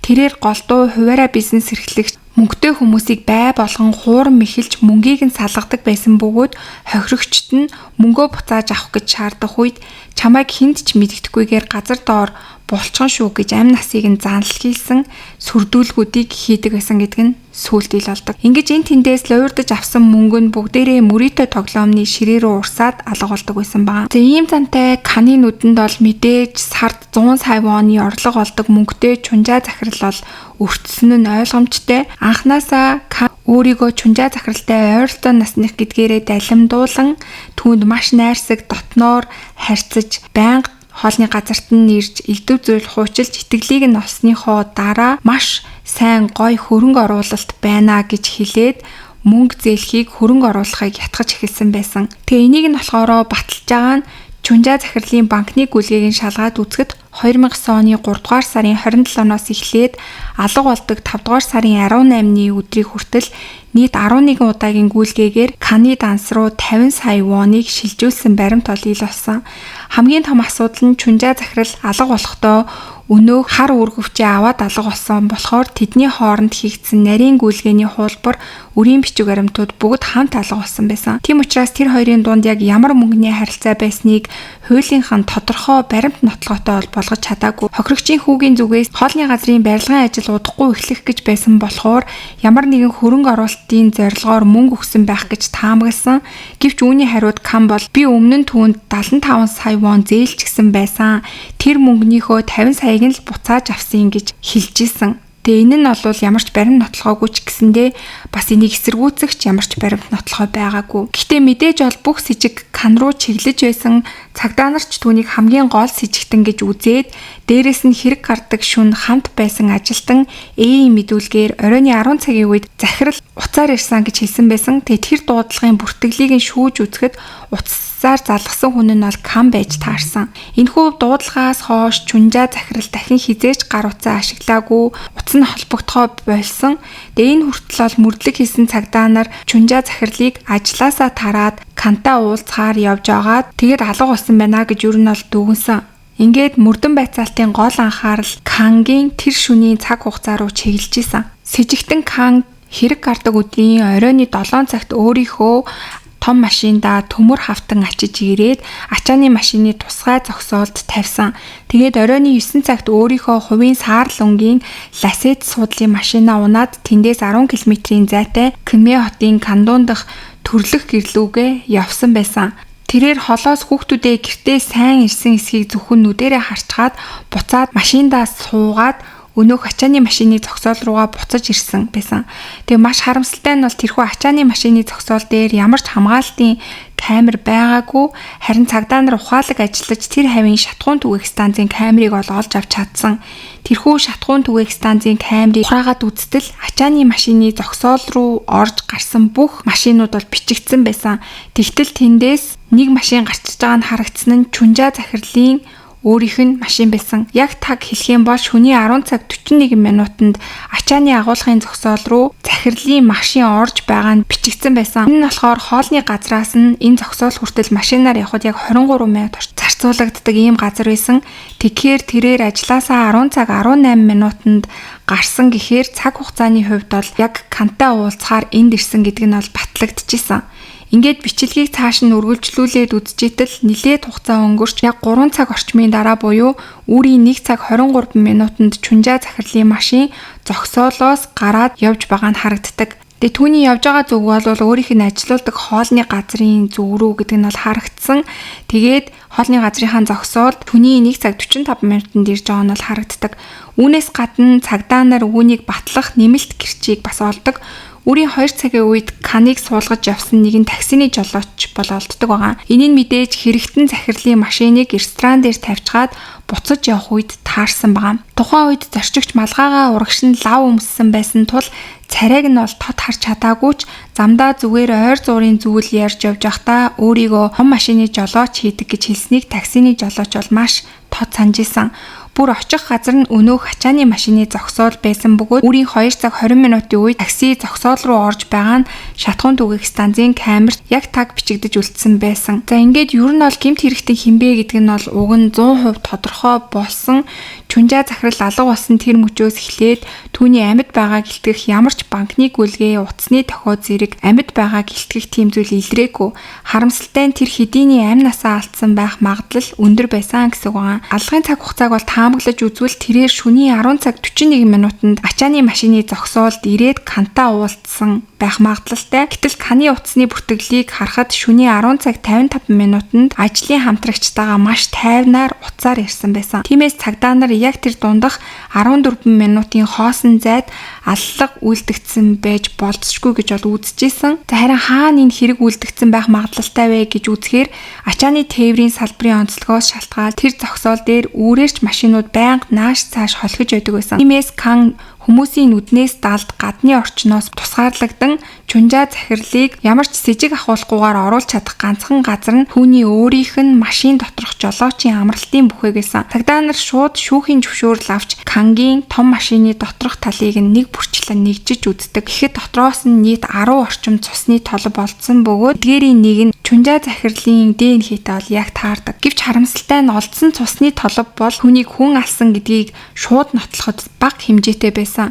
Тэгэхээр үүнийг хөдөлшгүй баттай нотлох баримт гээд шүүхтээр тулгахад бол хуулийн хувьд дутагдaltaй байсан. Үүнээс гадна үүрийн 2 цаг 30 минутын үед тэрээр гинтхэн хүйтэн усаар биеэ угааж машина маш цэвэрхэн болтол нь угааж цэвэрлсэн байсан. 5 дугаар сарын сүүл үе хідээч тухайн үеийн шөнийн хамгийн бага температур нь нэмэх 12 градус орчим байсан. Тэгэхээр бас нилийн хүйтэн байхад гадаа зогсоод биеэ угааж машина угаах ямар шаардлага байсан бэ гэд цааш нь хөөгөөд үзсэн чинь хэрэв машинд цогцос байсан бол тэрээр шууд машина угааж зүрхлэхгүй байсан.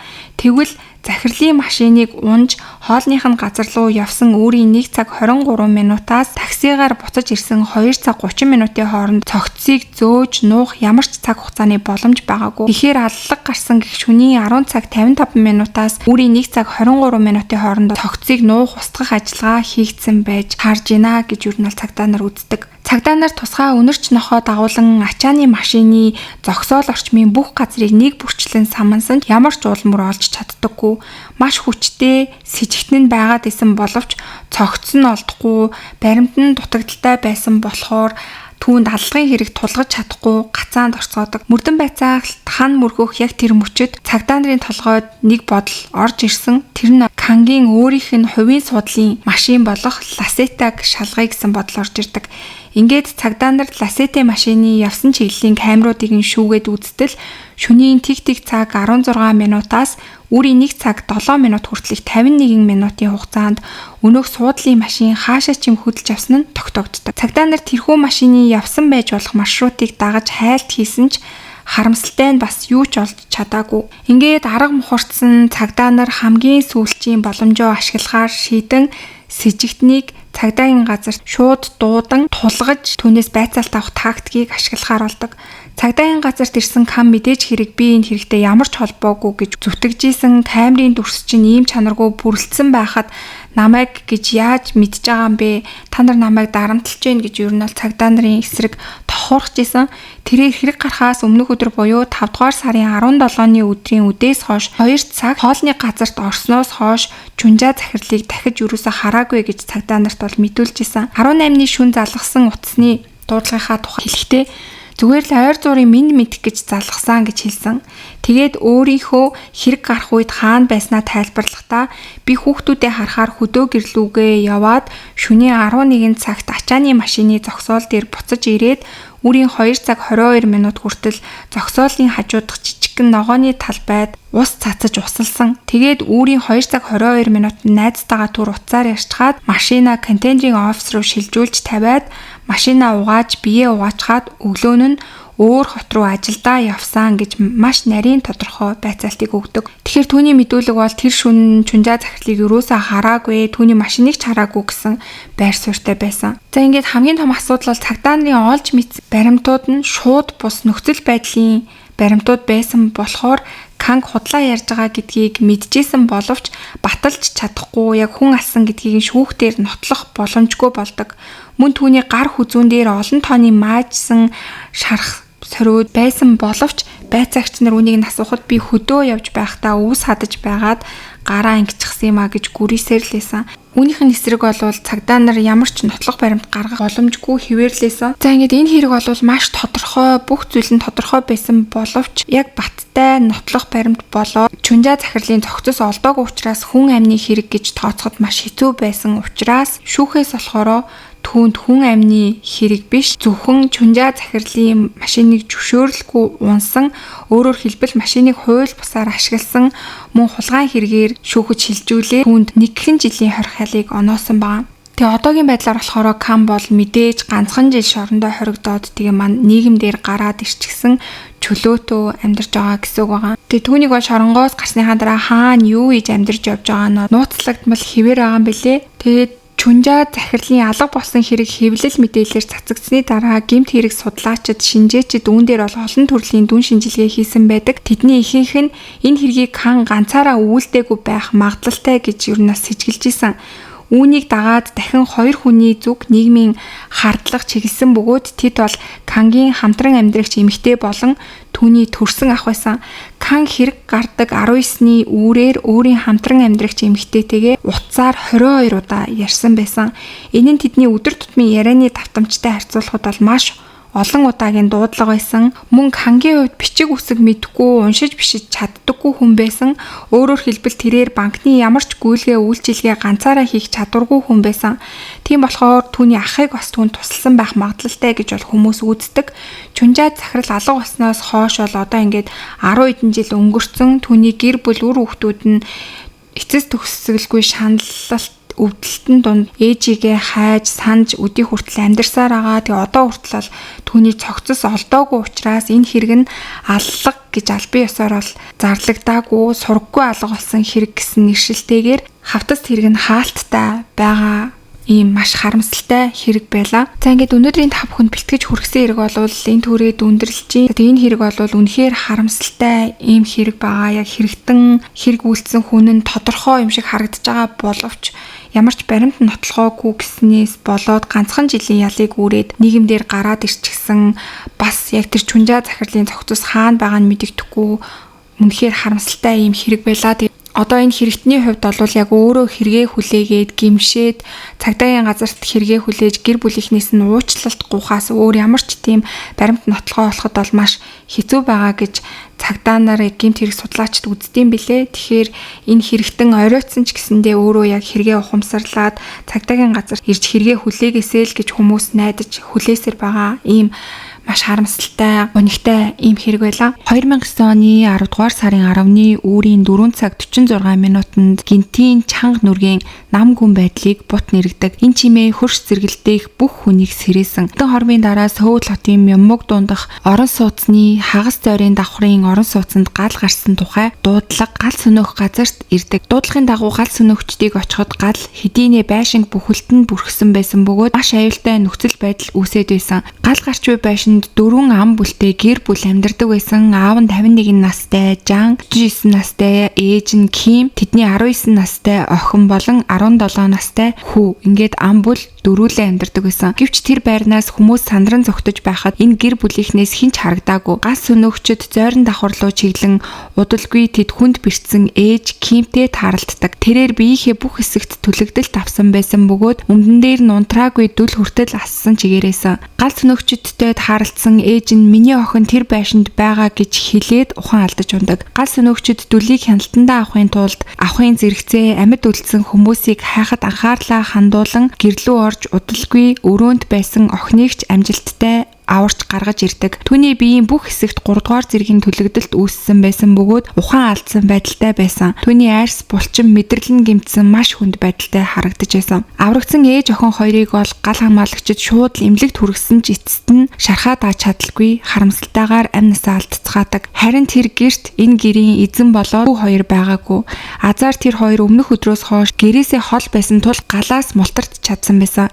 Галыг унтраасны дараа мөрдөн байцаалтын ажил эхэлдэг. Байшин бол бүхэлдээ шатсан байсан. Гэхдээ туршлагатай мөрдөн байцаагч шууд ямар нэгэн сэжигтэй зүйл байгааг мэдэрдэг. Учир нь утаан дундаас бензиний үнэр бол хамар цоргиж байсан. Мөрдөн байцаагчид зочны өрөөнөөс хагас хайлсан 2.5 литрийн хуванцар савыг олдог. Тэр савнаас бензиний үлдэгдэл ч гэсэн олддог. Тэгэхээр сэжиг бол баталгаа болж хувирсан гэсэн үг байгаа. Энэ бол зүгээр нэг осол биш, хин нэгэн зориудаар тавьсан гал байна. Галдан шатаасан хүн амны хэрэг байна гэсэн дүгнэлтэнд хүрцгээдэг. Ингээд цагдаа нар эхлээд хүчээр нэвтэрсэн шинж тэмдэг байгаа эсхийг шалгаж үзэхэд бүх зүйл газар дээрээ шатсан байсан ч цонх болоод урд хаалганы цоож бол хүчээр нэвчэрсэн ямар ч шинж тэмдэггүй харагдаж байсан. Хэрв алуурчин хаалга эвдээд ч юм уу цонхоор орж ирсэн бол ямар нэгэн шинж тэмдэг байх ёстой байсан. Тэгээд мөрдөгчд гал тавьсан хүн магадгүй гэр бүлийн эзэн эсвэл эдний гэр бүлийг сайн мэддэг. Гэрийнх нь хин гэртээ байгаа, хин гэрээсээ гараад явсныг сайн мэддэг хүн байх магадлалтай юм байна гэж боддог. Гэвч харамсалтай нь мөрдөн байцаагчид хэргийн газараас олж мэдсэн зүйл ердөө л энэ байсан. Учир нь бусад бүх нотлох баримтууд бол галд шатсан. Ингээд цагдаа нар бол анхаарлаа гадаг шандуулахаар шийддэг. Гэр бүлд өс сонзон санж байсан хүн байгаа эсхийг мэдхийн тулд хуршүүд болон таньдаг хүмүүсээс нь тодруулж эхлэн мөн санхүүгийн асуудал, араар тавилт ч юм уу тиймэрхүү асуудлууд энэ гэр бүлд байсан талаар хуршүүдээс нь мэдээлэл авч эхэлдэг. Тэгэхэд нэг хурш нь хэлэхдээ эдний гэрийн эзэн бол гэртээ нэх их харагддаггүй байсан. Нилээн орой гэртээ ирдэг байсан. Гэр бүлийн маргаан бол нилээн сонсогддог байсан. Эхнэр нь магадгүй нөхрөөсөө салах гад шийдчихсэн байсан ч байж магадгүй гэсэн мэдээллийг өгдөг. Тэдний амьдарч байсан байр бол зойрын давхар бөгөөд 2 сая воны барьцаатай сарын 200 мянган воны түрээстэй байр байсан. Тэгэхээр энэ байрны Сөүлд орон сууцны үнийг нь авч үзэх юм бол 4 ам бүлтэй гэр бүлийн хувьд бол маш хямд үнэтэй байр байсан гэсэн үг байгаа. Тэгээ эдний гэр бүлийн хувьд бол маш шаргуу ажилдаг байсан ч арай ядан амьдралаа залгуулдаг байсан. Одоо цагт бол ихэнх хүмүүс онлайнаар янз бүрийн зүйлсүүдийг зардаг бол гэрийн эзэн эрүүл мэндийн бүтээгдэхүүнийг айл руу очиж танилцуулан худалдаалдаг тийм ажлыг хийдэг байсан. Тийм учраас түүний борлуулалт бол нэлээд муу. Зарим өдөр бол ямар ч борлуулалт хийж чадахгүй гэртээ ирэх тохиолдлууд байсан. Харин эхнэрийнх нь хувьд бол хагас цагийн ажил хийдэг байсан.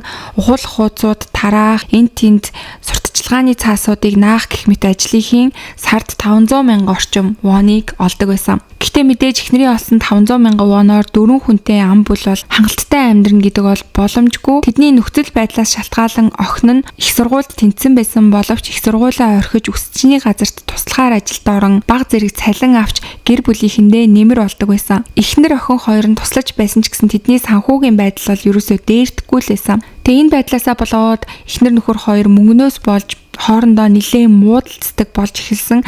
Тэгээ тухайн хэрэг гарсан үед бол тэр хоёрын харилцаа нэлээд хүн чатанд очисон байсан. За ингээд цагдаа нар болохоро гэртээ байгаагүй нөхөр жанг эхлээд сэжиглэн түүнийг судлаж эхэлдэг. Хуршүүдийн мэдүүлэгч гэсэн байсан мөн хүүнч гэсэн аавыгаа сэжиглэж байна гэж цагдаа нарт мэдүүлэг өгсөн. Гэсэн ч цагдаа нар болгоомжтой хандан аав хүн яаж өөрийнхөө охин болоод эхнэр нь байсаар бахад гэрийгээ шатааж чадах вүлээ гэсэн эргэлзээтэйгээр жангийн хаан эснийг бол мөрдөж шалгасан. Тэгэхэд хэрэг гарахаас өмнөх өдөр тэрээр ажиллаар Бучон руу явсан. Дараа нь Бучоноосоо Сувон хот руу явж найзынхаа гэрт цагийг өнгөрөөж байжгаад гэрт нь гал гарсан гэдгийг сонсоод яаралтай Сөүл рүү буцаж ирсэн байсан. Тэгээ энэ ч гэсэндээ яг найзынх нь хэлж байгаа гэрчийн мэдүүлэг болон бусад зүйлсүүдтэй таарч түүнийг бол энэ хэрэгтэй холбоогүй байна гэсэн сэжигтний жагсаалтаас хасахад нөлөөлдөг. За ингээд цагдаа нар болохоор дараа нь энэ гэрээс амьд үлдсэн хүү рүү бас хандаж эхэлсэн. Хэрэг гарахаас өмнөх өдөр хүү найз охинтойгоо Пьончан руу аялалд явсан байсан. Бүр өөрийн 2 цаг орчимд хамт ахуулсан тэр хоёрын зурагч гэсэн баталгаа нотлогоо болж байсан. Буудлын ажилтнууд ч гэсэн тэр хоёрыг харсан гэж гэрчилсэн. Тэгээд мөн цагдаа нар хүүгэнч гэсэн яг сэжигтний тооноос хасдаг. За ингээд цагдаа нар бол аав хүү хоёрыг энэ хэрэгт ямар ч холбоогүй юм байна гэж үзээд хохирогчдын эргэн тойрны бусад хүмүүсийг шалгасан боловч ямар ч тийм с сэжигтэй зүйл бол илрээгүй. Өс хонзон нууц амаргийн явдал мөнгөний асуудал ерөөсөө өөр хүмүүстэй холбоотой тийм зүйл бол гарч ирээгүй. Ингээд мөрдөн байцаалт бол нэлээд мухардал байдалд ороод байж исэн. Тэр үед мөрдөн байцаалт баг ойролцоох бүх хамгаалалтын камерын бичлэгийг шинжилж байх явцдаа нэг чухал дүр зургийг олж хардаг. Хэрэг гарсан яг тэр үед буюу үүрийн 4 цаг 48 минутанд нэг залуу гудамжаар ундаг дугуй унаад явж байгаа нь камерт бичигдсэн байсан. Тэр нэмгэн подвол göмссөн, доогуура зөвхөн дотор өрөмтөл өмссөн харагдаж байсан. Гадуураа бол өмд өмсөөгүй, гуталж өмсөөгүй харагдажсэн. Дээрээс нь энэ с сэжигтэй залуугийн өнгөрсөн гудамж галын хэргийн газартай маш ойрхон байсан. Тэгээ энэ залуугийн энэ бичлэг гарч ирээд удаагүй байж итэл гал гарсан айлын хажуудлын хөрш эдгээрийг байшингийн урд хайсан байхад нь би олсон юм аа гэд нэг шатаж байгаад үлдсэн эд тогшлуудыг цагдаа нарт хүлээлгэж өгдөг. Тэдний олсон зүйлс нь дараах эзэссэн шатсан улаан өнгийн North Face брендийн куртэг, бэлтгэлийн өмд 3 зураастай шааха байсан. Ингээд цагдаа нар болохоор энэ бол нилээн с сэжигтэй нотлох баримт гэж үзсэн. Яагаад гэвэл хэрвээ бензин асгасан хэрэгтэн өөрөө галд өртсөн байх юм бол хамгийн түрүүнд куртэг өмд олоод шаахагаа тайлаад явах магадлалтай гэж үзэж байгаа. Ингээд энэ видео бичлэг дээр байгаа залуу яг л гадуур хувцсгүй зөвхөн дотор өмдтэйгөө гуталгүй харагдажсэн нь яг цагдаа нарын төсөөлж байгаа төсөөлөлтөй бол нилээн таарж байгаа. Цагдаа нар олж авсан шатсан тэр хувцснуудаасаа ДНХ тогтоох гэж нилээн шалгасан боловч харамсалтай нь шатчихсан байсан учраас ямар ч ДНХ бол олж чадахгүй байсан. Харин цорын ганц зүйл бол куртгний зүүн мөрөн дээрх жижиг урагдсан тийм хэсэг байсан байгаа. Тэгээ энэ үед цагдаа нар олсон хувцсныхаа хэм маягт анхаарлаа хандуулж эхэлсэн. Улаан North Face куртэг, бэлтгэлийн өмд 3 зураастай шааха. Энэ бол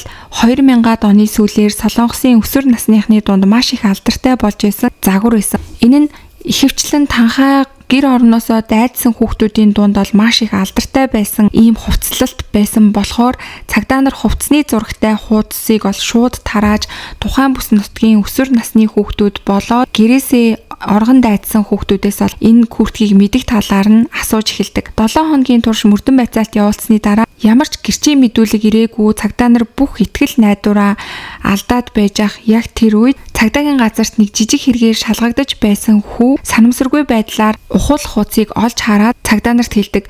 Зүүн мөрөн урагдсан тэр куртэг миний куртэг байх шиг байна. Би энэ куртгийг найзуудтайгаа хаяадаа сольж хувааж өмсдөг байсан юм аа. Би хэсэг хугацаанд өмсөж байгаад 10 дугаар сарын 8-ны орчим нэг найздаа өгсөн. Тэгээд яг энэ уранхай нь миний куртэг мөн шиг харагдаж байна гэж цагдаа нарт хэлдэг. Ингээд цагдаа нар бол тэр куртэг болоод тэр мэдүүлэг өгж байгаа хүүгийн тэр куртэгтэй ахуулсан зураг хоёрыг харьцуулаад үзсэн чинь яг мөн болж таардаг. Тэгээд энэ цагдаа нарт ярьж байгаа хүүг бол Ким гэдэг 15 настай хүү байсан. Тэгээд найздаа куртэг өгсөн гэд хэлж байгаа. Тэгээд түүний куртгийг авсан найзыг хэн гэдэг вэ гэд цагдаа нар түүнээс сухад Ким гэдэг 15 настай хүү гэж хэлдэг. Ингээд цагдаа нар түүний хаана байгааг шууд мөрдсөн боловч тэднийг маш их гайхшруулсан нэг зүйл ил болдог. Тэр нь юу гэх юм бол 15 настай тэр Ким гэдэг хүү аль хэдийн цагдаагийн хэлтэстэй жисэн. Тэрээр хэд хоногийн өмнө дээрмийн хэрэгт орооцолдоод цагдаагийн газарт ер нь хоригдсон байсан. Ингээд цагдаа нар бол Кимийг шууд дуудаж түүний хувцас тайлахыг шаарддаг. Хүү хувцас тайлахад гар хөл дээр нь түлэгдсэн шарх байсан. Имчилгээ хийлгээгүй байсан болохоор шархнаас нь бүр ус гоожиж байсан. Ингээд галын хэрэгтэй бол Ким холбоотой гэдг нь шууд илэрмэгц Ким шалан дээр унж хэрэгээ хүлээж эхэлдэг. Намайг уучлаарай. Би үнэхээр энийг хийхийг хүсээгүй. Хэрв хийхгүй бол намайг болон миний эмээг ална гэж сүрдүүлээд байсан болохоор надад өөр сонголт байгаагүй маа гэж цагдаа нарт хэлж эхэлдэг. Ингээд цагдаа нар бол гайхаад түүнээс яагаад ийм хэрэг хийсэн болохыг нь бол асууж эхлэхэд тэр жинхэнэ хэрэгтэн зааж эхэлдэг. Тэгээ түүний хэлж байгаа жинхэнэ хэрэгтэн хэн байсан бэ гэх юм бол гал гарсан айлын 2 дахь хүү байсан. Цагдаа нар бол энэ мэдээллийг сонсоод маш их гайхсан. Хэдийгээр цагдаа нар анхандаа хүүгэн сэжилж исэн боловч хүү яг тэр өдөр бол найз бүсгүйтэйгээ өөр хот руу зугаалгаар аяллаар явчихсан байсан. Тэгээд цагдаа нар бол түүнийг сэжигтнээс хассан байсан боловч яг хэрэг үйлдсэн хэрэгтэн бол хүүг өөрийг нь хүчээр энэ хэргийг хийлгүүлж гэртээ гал тавиулсан гэж цагдаа нарт хэлж эхэлсэн байгаа. Ингээд цагдаа нар бол яаралтай хүүг цагдаагийн газарт баривчилж авчран мэдүүлэг авч эхэлдэг. Анхандаа бол хүү эргээ эрс эсэргүүцэж үгүйсгэж байсан ч гэсэндээ нэг цаг гаруй байцаасны эцэст тэрээр хэрэгээ хүлээж эхэлсэн. За тий одоо болохоор яг энэ хэрэг үйлдсэн гэдэг хүүгийн талаар танилцуулъя. Тэгээ түүний хувьд болохоор багаасаа маш их өрсөлдөмтгий, хүлээн зөвшөөрөгдөх гэсэн хүчтэй хүсэл эрмэлзэлтэй хүүхэд байсан. Энэ бол заавал муу зан гэсэн утгаараа биш. Түүний хувьд энэ чанараа өөртөө ашигтайгаар ашиглаж дунд сургуультай хөнгөн атлетикийн тамирчин болсон. Тэрээр бүр улсын хэмжээний тэмцээнд төрүүлж байсан. Маш сайн байсан болохоор спортын алдартай ахлах сургуульд түүнийг элсхийг баг гуйдаг тийм сайн тамирчин байсан байгаа. Түүний хувьд амьдралын бүхий л тал дээр үе тэнгийнхнээсээ өргөлж хол төрүүлж байхыг хүсдэг маш амбицтай хүүхэд байсан.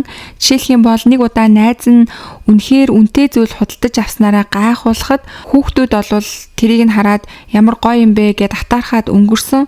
Харин энэ хүүгийн хувьд болохоор найз нь өөрөөс нь дээр гарчихлаа гэж бодоод яг ялагдсан юм шиг мэдрэмж аван илүү үнэтэй зүйл худалдаж авахыг хүссэн боловч түүнд мөнгө байгаагүй. Тэгээд тэр найзынхаа зүйлийг зүгээр л өөрийнх болгож болно штэ гэсэн бодол төрөн өөрийнхөө болгохын тулд найзынхаа тэр үнэтэй зүйлийг бүр хулгайлж исэн байгаа. Мөнгө олоод үнэтэй зүйлийг нь авъя гэж бодохгүйгээр шууд хулгайлаад өөрийн болгочихыг буюу амар хялбар аргаар өөрийн болгоё гэж бодож исэн юм тохиолдол байсан. Үгээр зогсохгүй гадаад үзмжиндээ маш их анхаардаг гой хувцас гутал өмсхийн тулд хүмүүсээс дэлгүүрээс бас хулгай хийж агаад баригддаг тийм тохиолдлууд ч гэсэн нэлээд гарч исэн байсан. Түүний хувьд хамгийн том гомдол нь гэр бүлийнх нь ядуур л исэн гэж байгаа.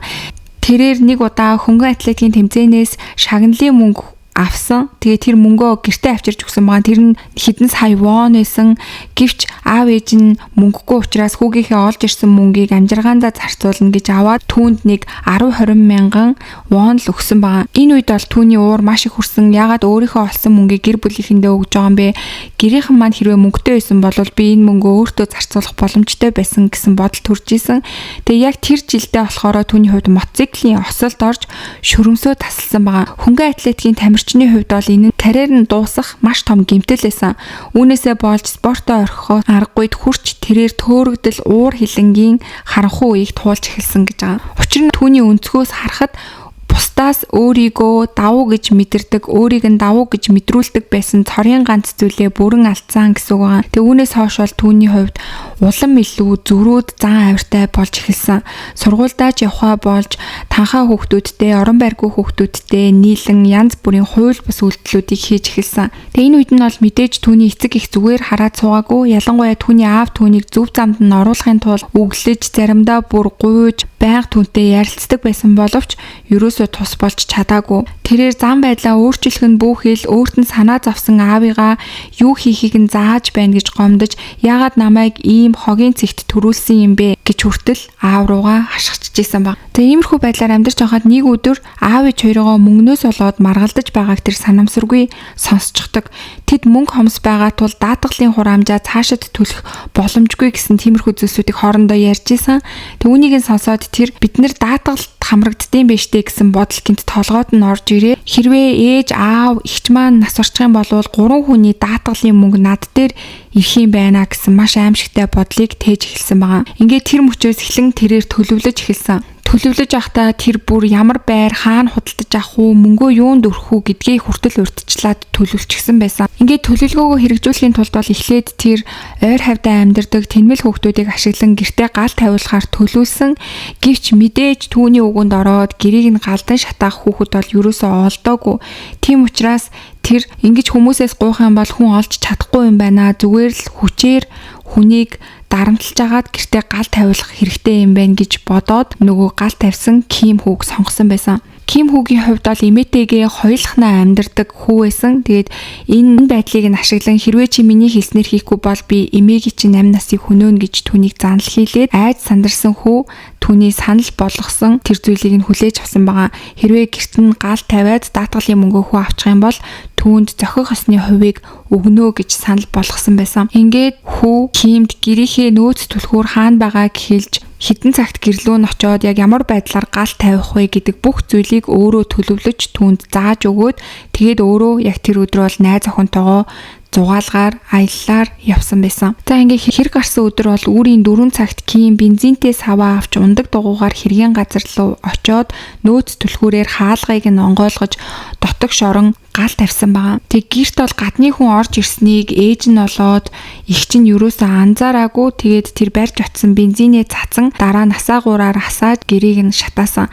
Тэг яг шатааж авах үедээ гэрээс гарч амжилгүй өөрийнх нь баруун хөл гар хоёр дээр баг зэрэг гал дүрлцсэн. Тэг ийм учраас гэрээс нь гармагцаа өөрийнхөө өмссөн байсан хувцаа тайлаад байшингийн гадаа байсан хогийн цэг дээр хаяад яарад зүгтсэн байсан. За ингээд ер нь бол бүх хэрэг тодорхой болсон.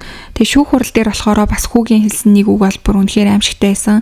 Уг нь бол аавыгаа бас хөнөөнөө гэж шийтчихсэн, гурвуулангийнх нь 8 насыг хөнөөнө гэж төлөвлөчихсөн байсан боловч аавыгаа амьд үлдэх хэрэгтэй юм байна тэгжиж хэрвээ яг буруудах юм бол аав руугаа хэргийг чихэх боломжтой гэж хүртэл төлөвлөөд аавыгаа амьд үлдээсэн байсан. Энэ нь бол үнэхээр аимшигтай.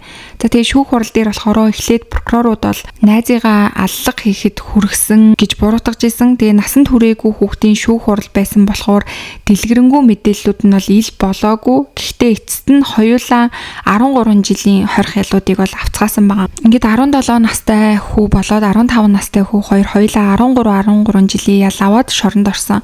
Ялаа авсныхаа дараа бол хүү огт гимссэн шинжгүйгээр мөрдөгчөө би өсөж байна шарсан дахиа гахаамах зэргийг надад захиалаад өгж болох уу би шоронд орох юм бол энэ хоолыг идэх боломжгүй болно штэ гэж хүртэл бүр хэлжсэн. Энэ нь бол маш олон хүмүүсийн уур бухимдлыг хүргэжсэн. За тэгээд одоо бол 2026 гэхээр одоогийн байдлаар энэ хоёр хүү бол хоёулаа суллагдчихсан нийгэмдээ буцаж ирээд амьдарч байгаа гэсэн үг. Тэгээд төрөл төрөсөд нь бол яг энэ хоёр хүү хаана амьдарч байгааг бол мэдэхгүй гэдэм билээ. Тэгээд тухайн үед насан туршаагүй байсан учраас шоронгоос гарсныхан дараа нэрийг нь нууцлаад бас нэрийг нь солиод тэгээд хаана амьдарч байгаа талаар нь ямар ч мэдээлэл байхгүй гэж байгаа.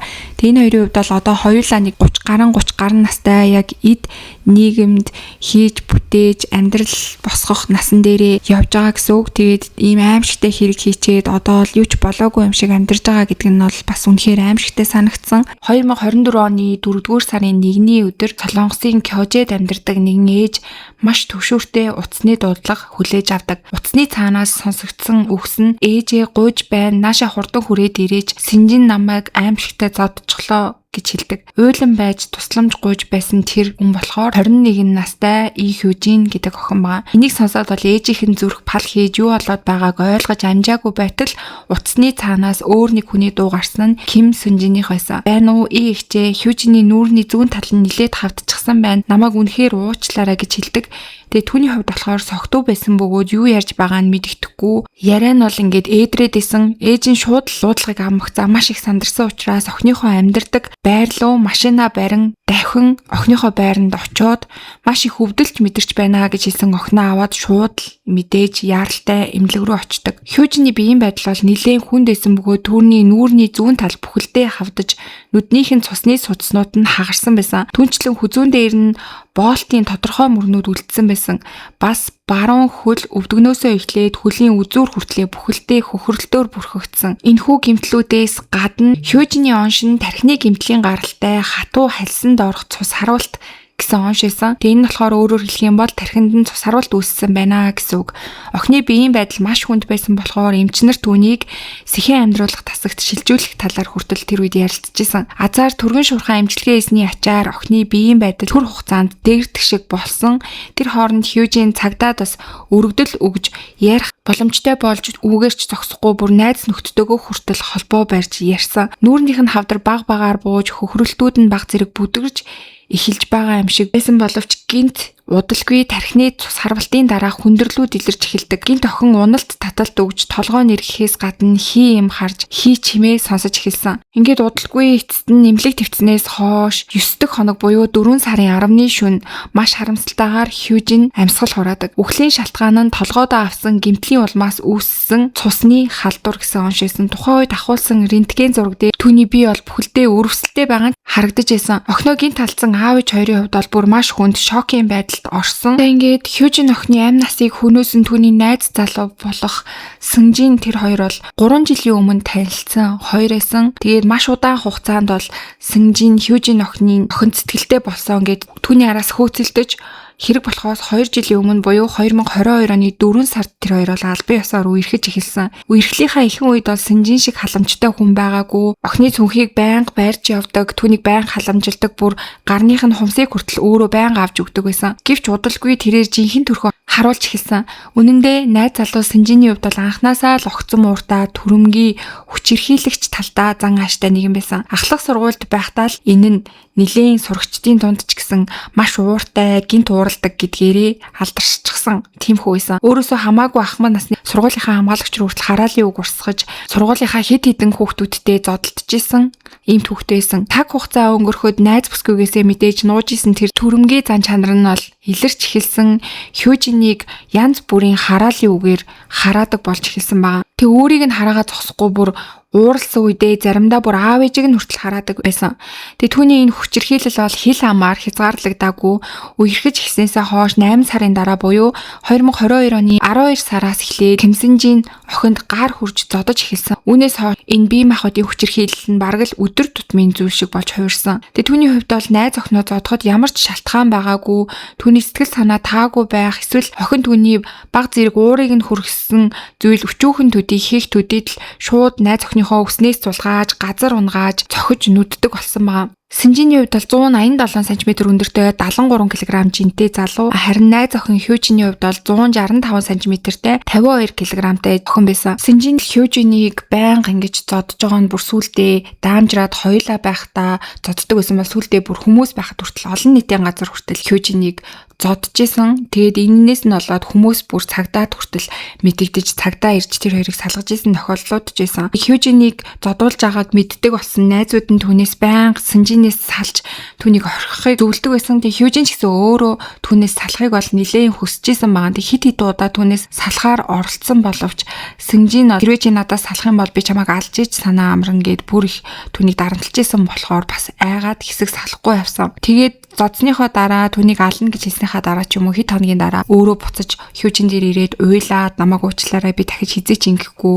би чамд маш их хайртай болохоор л ийм юм хийчлээ гэх мэтчлэнгээр рангуудыг бол гаргадаг байсан. Энийг нь бол Хьюжиний найзууд ч гэсэн бүгдээрээ мэддэг болчихсон байсан. Хьюжиний хувьд бол бүр нэг удаа утасныхаа дугаарыг солиод Сэнжин салъя гэж хэлчихэд түүнээс зүхтаж нуугдсан. Гэвч Хьюжин Сэнжин хоёр болохоор хоёулаа яг дундын маш олон найзуудтайсэн болохоор Сэнжин найзуудаас нь асуугаад маш хурдан түүний шин дугаарыг нь олоод авчижсэн. Хьюжин охин болохоор их сургуульд орох юм бол түүнээс мултарч чадах байх гэж бодоод их сургуульд элсэж орсон. Тэгсэн чинь Сэнжин өөр сургуульд тэнцчихсэн байсан мөртлөнгөөсөө Хьюжиний орсон сургуульд түүнийг дагаад ороод ирсэн. Тэгээ нэг сургуульд элсээд орчихсон болохоор дахиад л Сэнжинээс мултрах ямар ч аргагүй болсон. Найз залуугийнх нь тэнцсэн сургууль болохоор уг нь Хьюжиний тэнцсэн сургуулиас хамаагүй өндөр оноо авч иж хордог сургууль байсан. Тэгээ өөрөө сонирхлоороо найз охиноо дагаад түүний сургуульд элсэн мөртлөнгөөсөө би чамаас л болоод энэ сургуульд ч орчлоо. Би өөрийнхөө тэнцсэн сайн сургуульд орж чадсангүй. Тийм болохоор чи намайг хариуцах ёстой гэх мэтчлэн Хьюжинийг бас байнга дарамталж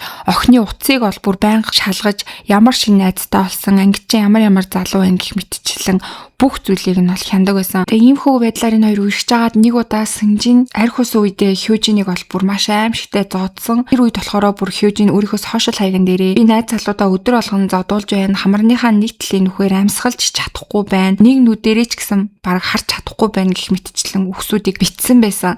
Тэгэд яг ингэж зодуулсныхаа дараа охин сургуультай явж чадахгүй болж сургуулаасаа чөлөө аваад Кёжи арал дээр байдаг ээж аавынхаа амьдардаг гэр бүлийнхнийхээ амьдардаг гэрлүү цогтож очдог.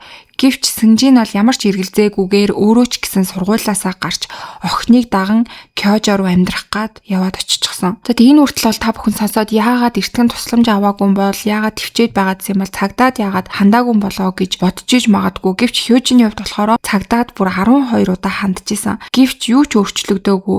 Түүний гаргасан гомдлуудыг нь бол цагдаа нар тэр өдөрт нь л хаачаад исэн байгаа. Яагаад гэх юм бол энэ нь бол ерөөсөө зодуулсан зүйл биш байна. Дандаа харилцсан хоорондоо зодтолцсон байна гэсэн шалтгаанаар Хьюжиний гомдлыг бол дандаа цагдаа нар хаагаад исэн. Тэгээ цагдаа нарыг яг нөө тэр хоёрыг зодтолж явах үед нь очихоор Сэнжин дандаа маш өрөвдөлтөй царай гаргаад найз охин маань ингээ юм ууртай тэгээд над руу дайрсан болохоор би өөрийгөө хамгаалах гад ийм болгочихлоо гэх мэтээр өөрийгөө өмгөөлдөг. Тэнгүүд цагдаа нар болохоор яг тэрийг нарийн шалахгүй дандаа өөрийгөө хамгаалах гэж гаргасан үйлдэл харилцан зодоон зохион байна гэж үзээд тэр 12 удаагийн цагдаа хандсныг нь бүгднгийн хаачихсан байсан. Тэгээ хэрэг гарахаас нэг өдрийн өмнө буюу 2024 оны 3 сарын 31-нд Кюжи удаа уулзаагүй найзтайгаа хамт гадуур гарч ганц хоёр хундаг зүйл ууж нэг газар сууцгаасан. Тэгсэн чи яг үүнийг нь болохоор түүний найз залуу Сэнжин бол мэдчихэд уурлан хоёрын үерхлийн 3 жилийн ой болох гэж байхад чи яагаад өөр найзтайгаа гадуур гараад байгаа юм бэ гэж түн рүү уурсан. Тэгээд энэ найзтайгаа уулзгаа шууд зогсоогоод надтай уулзаа гэд найз залуу нь бол Кюжинийг дуудсан. Энэ үед болохоор охин татгалзаж үгүй би чамтай уулзахгүй, чамтай уулзах юм бол одоо дахиад чи бит хоёрын хооронд хэрүүл болоод чи намайг зодох юм болно гэд хэлсэн. Тэгээ яг энэ үедээ болохоор Сэнжин бас өөр айрх уучсан нэлийн согтуу байсан. Тэг Хюжин бол найз залуугаа согтуу байхдаа бүр илүү ууртай болдог гэдгийг нь мэддэг учраас очихгүй гэж бол гүрээжсэн. Тэгтэл нь бол түүнийг уулзахгүй гэдэгт нь улам илүү уурлаж түүн рүү маш олон удаа уцтаж янз бүрийн охиныг доромжилсан мессежүүдийг тасралтгүй түүн рүү явуулж исэн. Тэгээ эцэст нь найзтайгаа ярилцаад Хюжин ер нь бол салах хэрэгтэй байна гэд би цаашдаа чамтай дахиад хамт байж чадахгүй нэ хоёлаа чихнээсээ салъя гэж мессеж бичээд тэгээ дугаарыг нь блоклчихсан. Тэгээ тэр өдрөө болохоор Хюжин найзтайгаа хамт сэтгэлээ сэргээхийн тулд шөнийн клуб орж тэндээ хит хитэн уух зүйл уугаад тэгээ шүн дунд гэртээ хараад унтсан байгаа. Хюжинийг ингэж явж байгаа хооронд бол түүний найз залуу түн рүү шүнжэнгөө бүр маш олон удаа залгаж маш олон мессежүүдийг бичсээр л исэн. Гэхдээ охин бол утсыг нь блоклчихсан байсан болохоор түүнд бол ямар ч тийм мэдээлэл ирэхгүй байсан. Тэгж жаад үүрийн 3 цаг 43 минут орчим Сэнжин өөр хүний дугаараас чи яг одоо надтай уулзахгүй бол би чамайг ална гэсэн мессежийг бичсэн. Тэгтэн Хюжин бол мэдээж ямар ч хариу өгөөгүй. За тэгээ өглөөний 7 цагт болохоор Сэнжин Хюжиний амьдардаг байр руу очсон байгаа. Тэгээ байрных нь хаалганых нь кодыг нь мэддэг байсан. Тэгээ кодыг нь оруулаад гэрлүү нь орсон чинь Хюжин гэртээ унтчихсан. Тэгээд харсан чинь нөө Хюжиний гарт клуб орсон, шөнийн клуб орсон. Таксных нь бугуйчин зүлттэйсэн. Тэгээ тэрийг хараад Сэнжиний уур бол бүр дээд зэгтээ хурч шууд л охины дээр гарч суугаад түүнийг бол нүүрлүүн 3 удаа цогсон. Дараа нь хүзүүг нь маш чанга боож дээш нь татаад чи намайг хуурсан байна. Чи яагаад шөнийн клуб орж байгаа юм бэ? Ямар залуучуудтай уулзсан гэж орилж эхэлсэн. Тэгтэн болохоор Хюжин би чамаас салчихсан штэ. Одоо чамд ямар ч хамаагүй гэд хэлсэн. Тэгтэн Сэнжин Хюжиний толгоор бол бүр маш хүчтэй зогсон байна. Тэгээ энэ цохилтоос болоод Хюжиний ухаан баларсан. Гэвч Сэнжин бол огт зогсоогүй. Хөл рүү нь маш олон удаа өвшөглөж дээр нь гарч суугаад нүүрлүүн дахин алгацаар л исэн. Хэсэг хугацааны дараа Хюжин ухаан оронгууд түүнийг дахиж боогоод ухаан алдуулаад дахиад гэнгүүт нь боож ухаан алдуулаад гэх мэтчлэн энийг олон удаа давтаж энэ хүү зодуур бараг 30 минут орчим үргэлжилсэн. Тэгж жагаад Сэнжин хэсэг завсарлах үед нь охин утсаа арай хийж аваад тэгээд ээж рүүгээ залгаж тусламж гуйсан нь тэрээсэн. Тэгээд ээж рүүгээ залгаад тусламж гуйсны дараа бол Сэнжин гинт ухаан орсон юм шиг уучлалт гуйж Хюжиний өмнө бол бүр уйлжсэн. Тэгээд ээж нь яаралтай охиноо авах гээд ирэхэд ч гэсэндээ тэр найз залуу нь гэрт нь уйлаад сууж исэн. Найз охиныгоо бүр ийм аимшигтай болсон зодсныхоо дараа ээж нь Хюжинийг эмнэлэг рүү аваад явсны дараа Сэнжин зүгээр л найз охиныхоо гэрт үлдээд унтсан. Хюжинийг 4 хоногийн турш биеийн байдал маш хүнд байх үед Сэнжиний аав Хюжиний ээж рүү залгаад эмчилгээний зардалтанд зориулаад 13 сая воныг өгөх гэсэн юм аа. Тэгээд хүүгмэн цагдаад бити өгөөч гэж ээж рүү нь холбоо барьж исэн. Ээж нь бол мэдээж хүлээж аваагүй цагдаад хүүг нь өгнө гэдгийг хэлсэн. Тэгээд уцаар ярьснаас хойш бол удалгүй 4 сарын 10-ны шөнө маш харамсалтайгаар Хюжиний биеийг муудаж амь насаа алдахад хүрсэн. Ээж нь болохоор цагдаад Сэнжинийг өгчихсөн байсан болохоор мэдээж Хюжинийг нас урмагц цагдаа нар бол түүнийг баривчилсан. Гэхдээ хамгийн харамсалтай нь баривчлагдаад 8 цагийн дараа бол Сэнжин суллагдчихсан. Тэгээ яагаад суллагдсан бэ гэхээр прокурорын газраас энэ хэргийг тийм ч яаралтай тулгамдсан хэрэг гэж үзээгүй. Бүхэл бүтэн хүний амь нас үргэлжчихэд хахад тэд түүнийг оргон зайлах эсвэл нотлох баримтыг устгах аюулгүй гэж үзсэн болохоор суллалсан байгаа. Үүнээс гадна анхан шатны задлан шинжилгээний хариун дээр прокурорууд Сэнжиний аллах зодоон болон Хюжиний үхлийн хооронд шууд шалтгаанд холбоо харагдахгүй байна гэж үзсэн явдал байсан. Тэгээ энэ үед нь болохоор цагдаа нар бол мэдээж шууд эсэргүүцэл үзүүлэн охины биеэс эдийн шинжилгээг дахин наривчлан авах хэрэгтэй, 2 дахь задлан шинжилгээ хийх шаардлагатай гэж шаардсан. Тэр хооронд бол Сэнжин гадаа ирэх чөлөөгөө идэлэн зугаацаж арх ууж компьютер тоглоом тоглож караоке ороод хэвийн хүн шиг л амьдарч исэн. Найз охин нь 8 насаа алдчихад байхад. Тэгээ мэдээж бол түүний энэ хүү ирэх чөлөө удаан үргэлжлээгүй. Сар орчмын дараа 2 дахь наривчлсан задлан шинжилгээний хариу нь гарч охины хүний үхлийн шалтгааныг халдлага зодооны улмаас үүссэн тархины гэмтэл гэж албан ёсоор залруулан тогтоосон. Цагдаа нар үүнийг л хүлээж исэн учраас Синжинийг бол шууд л баривчилсан. Түүний санамсаргүйгээр хүний аймнаас хохироосон мөрдлөг, мөшөглөг хийсэн болон хүний эзэмшил газарт зөвшөөрөлгүй нэвтэрсэн гих зүйл ангиудаар ялалж түүнийг бол баривчилсан. За тэгээд тухайн оныхоо 11 сард анхан шатны шүүхүрл болсон.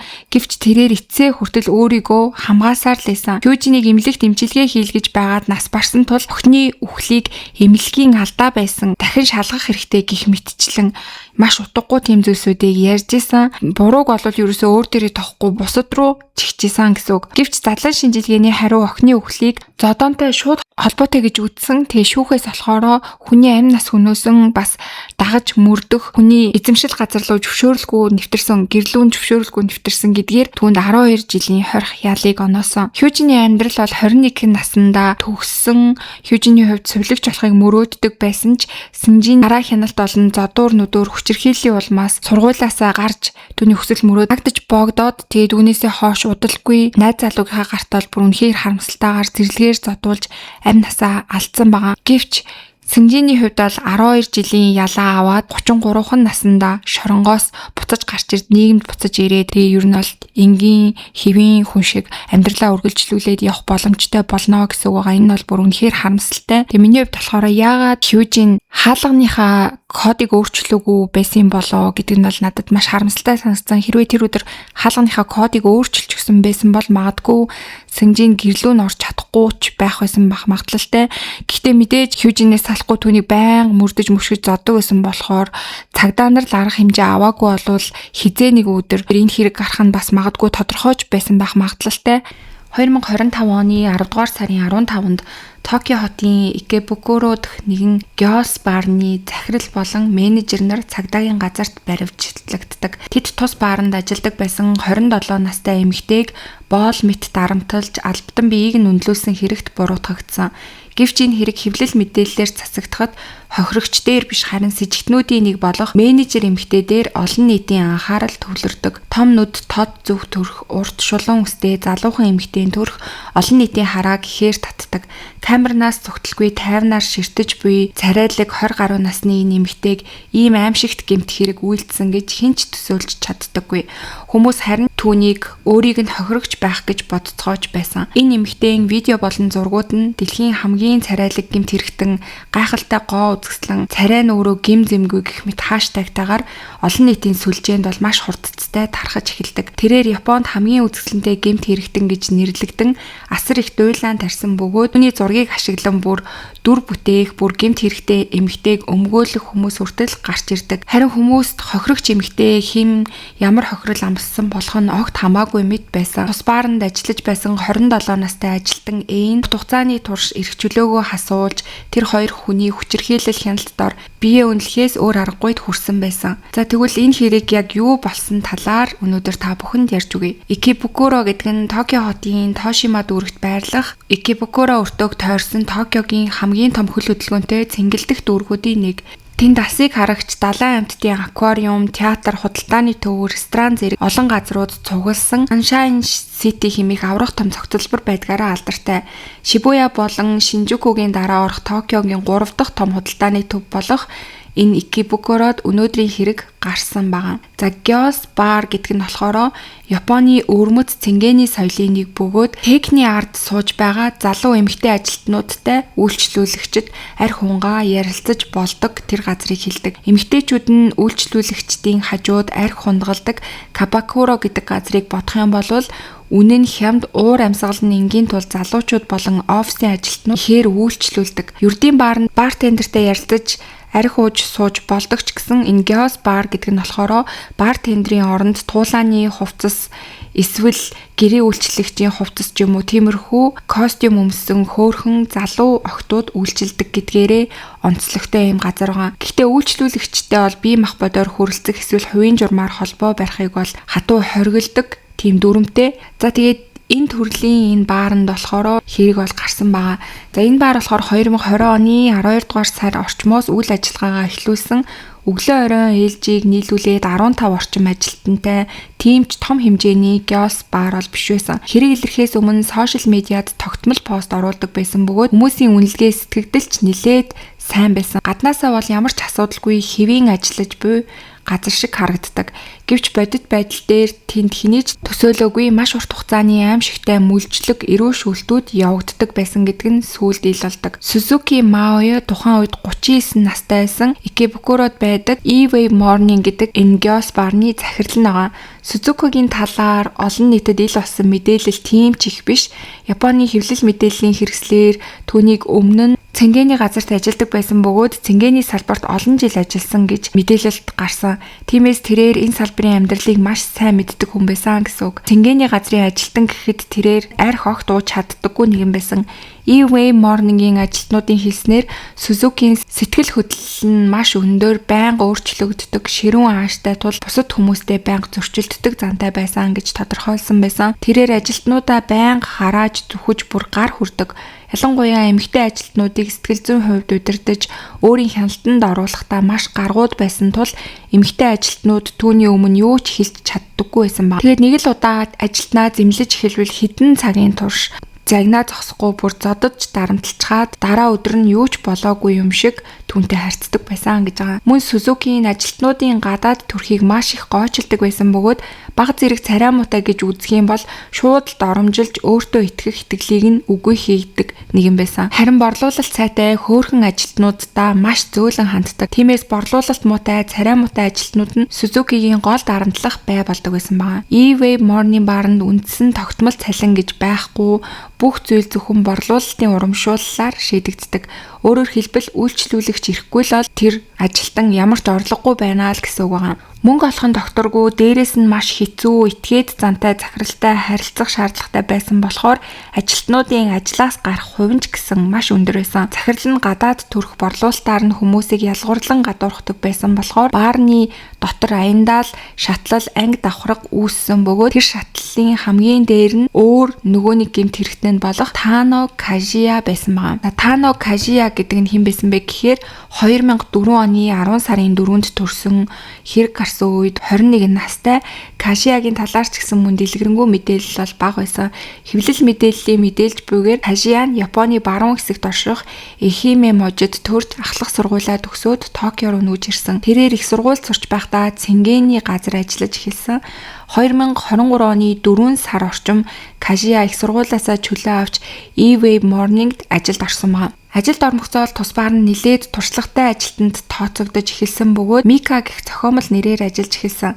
Кажия сошиал медиад өөрийнхөө өдөр тутмын зураг, видеог оруулж нэлийн алдартай болсон бөгөөд түүний хуудсанд айдол дуучин шиг харагдаж байна, богино үс чинь маш гоё зохиж байна гэх мэтээр түүний гадаад төрхийг магтсан сэтгэлүүд маш их байдаг. Үзэсгэлэнтэй төрхнийхөө ачаар тэрээр баарныхаа борлуулалтаар үргэлж 1-р байранд ордог байсан. Захирал Сузукигийн итгэлийг хүлээсэн Кажия удалгүй менежер болон дэвшиж шинээр орсон ажилтнуудыг удирдах үүргийг хүлээж эхэлсэн. E-Wave Morning-ийн ажилтнуудын хэлснээр тэрээр баарны хамгийн шилдэг ажилтан нь байсан бөгөөд соёлтой уур амьсгалыг сайн бүрдүүлдэг байсан болохоор үйлчлүүлэгчид түүнд маш дуртай байдаг байсан гэж хэлсэн. Мөн арх маш сайн уудаг байсан бөгөөд шар айрагнаас ахуулаад виски хүртэл шууд ууж чаддаг байсан. Ярианы баялаг сайтай байсан болохоор үйлчлүүлэгчид өөрсдөө түүнд маш дуртай байдаг. Тэгээд арх бас нэлээд их захиалж бааранд нь маш их орлого оруулалт тийм байсан гэж байгаа. Тус бааранд хамт ажиллаж байсан нэг ажилтан Кажияг анх маш гинэн цайлган, сайхан сэтгэлтэй хүн байснаар санаж байсан. Токиод анх ирэхдээ үнэхээр гинэн цайлган, сайхан сэтгэлтэй охин шиг байсан.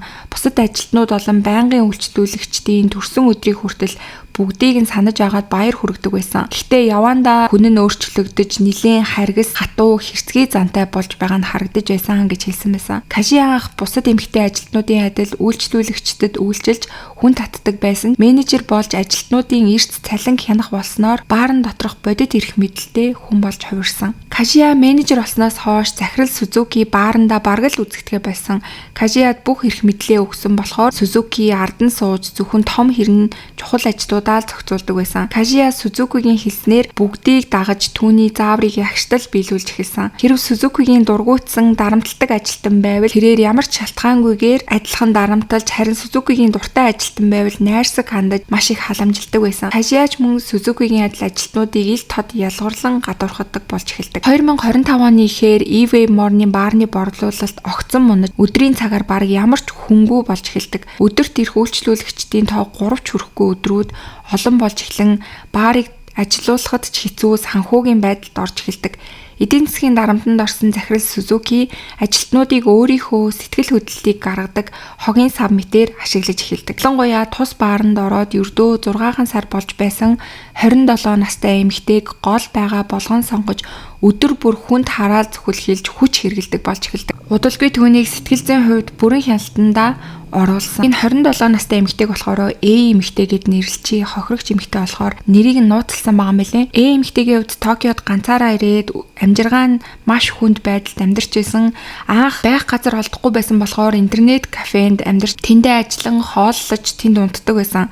Ээтэй хамт тус бааранд ажиллаж байсан хамтран ажилч нь хэлэхдээ бол цэнгэний газарт ажиллах төрлийн хүн биш байсан. Маш даруухан зантай, бас хүн болгонтой нээлттэй харьцаж чаддаггүй байсан. Мөнгөгүй болохоор л манай бааранд ажиллахаар ирсэн гэж ярьж исэн гэж хэлж исэн. 2024 оны 9 сард eWay More-ның бааранд ажилд орсон. Орсноос хойш удалгүй баарны борлуулалт унаж эхэлсэн. Тэгэхэд Сузуки болон Кашия нар ашиглан стрессээ тайлж эхлэн гуйлагчин шиг царайтай гэж гадаад төрхийг нь доромжилж борлуулалт муу байна гэж чахалт үзүүлэн өдөр бүр амнаас гарамгүй хүнд хараал зүхлийг юм чинээ бодолгүй түүн рүү урсгадаг байсан. Баарны бүх хүнд хэцүү хар бор ажил зөвхөн ээгийн хийх ёстой ажил болж хувирдаг. Бусад ажилтнуудын ууж чадахгүй архийг өмнөөс нь нуух, эсвэл бүгдээрээ татгалздаг өндөр градустай архигч уух ёстой болсон. Тэрээр хамгийн түрүүнд ажилдаа ирж нээлтийн бэлтгэлээ хийж хамгийн сүүлд үлдэж цэвэрлэгээгээ бүрэн дуусгасны дараа л ажилласаа тардаг байсан. Зөөлөн сэтгэлтэй хатуу чанга зангуу байсан явандаа хувийн амьдралаа хүртэл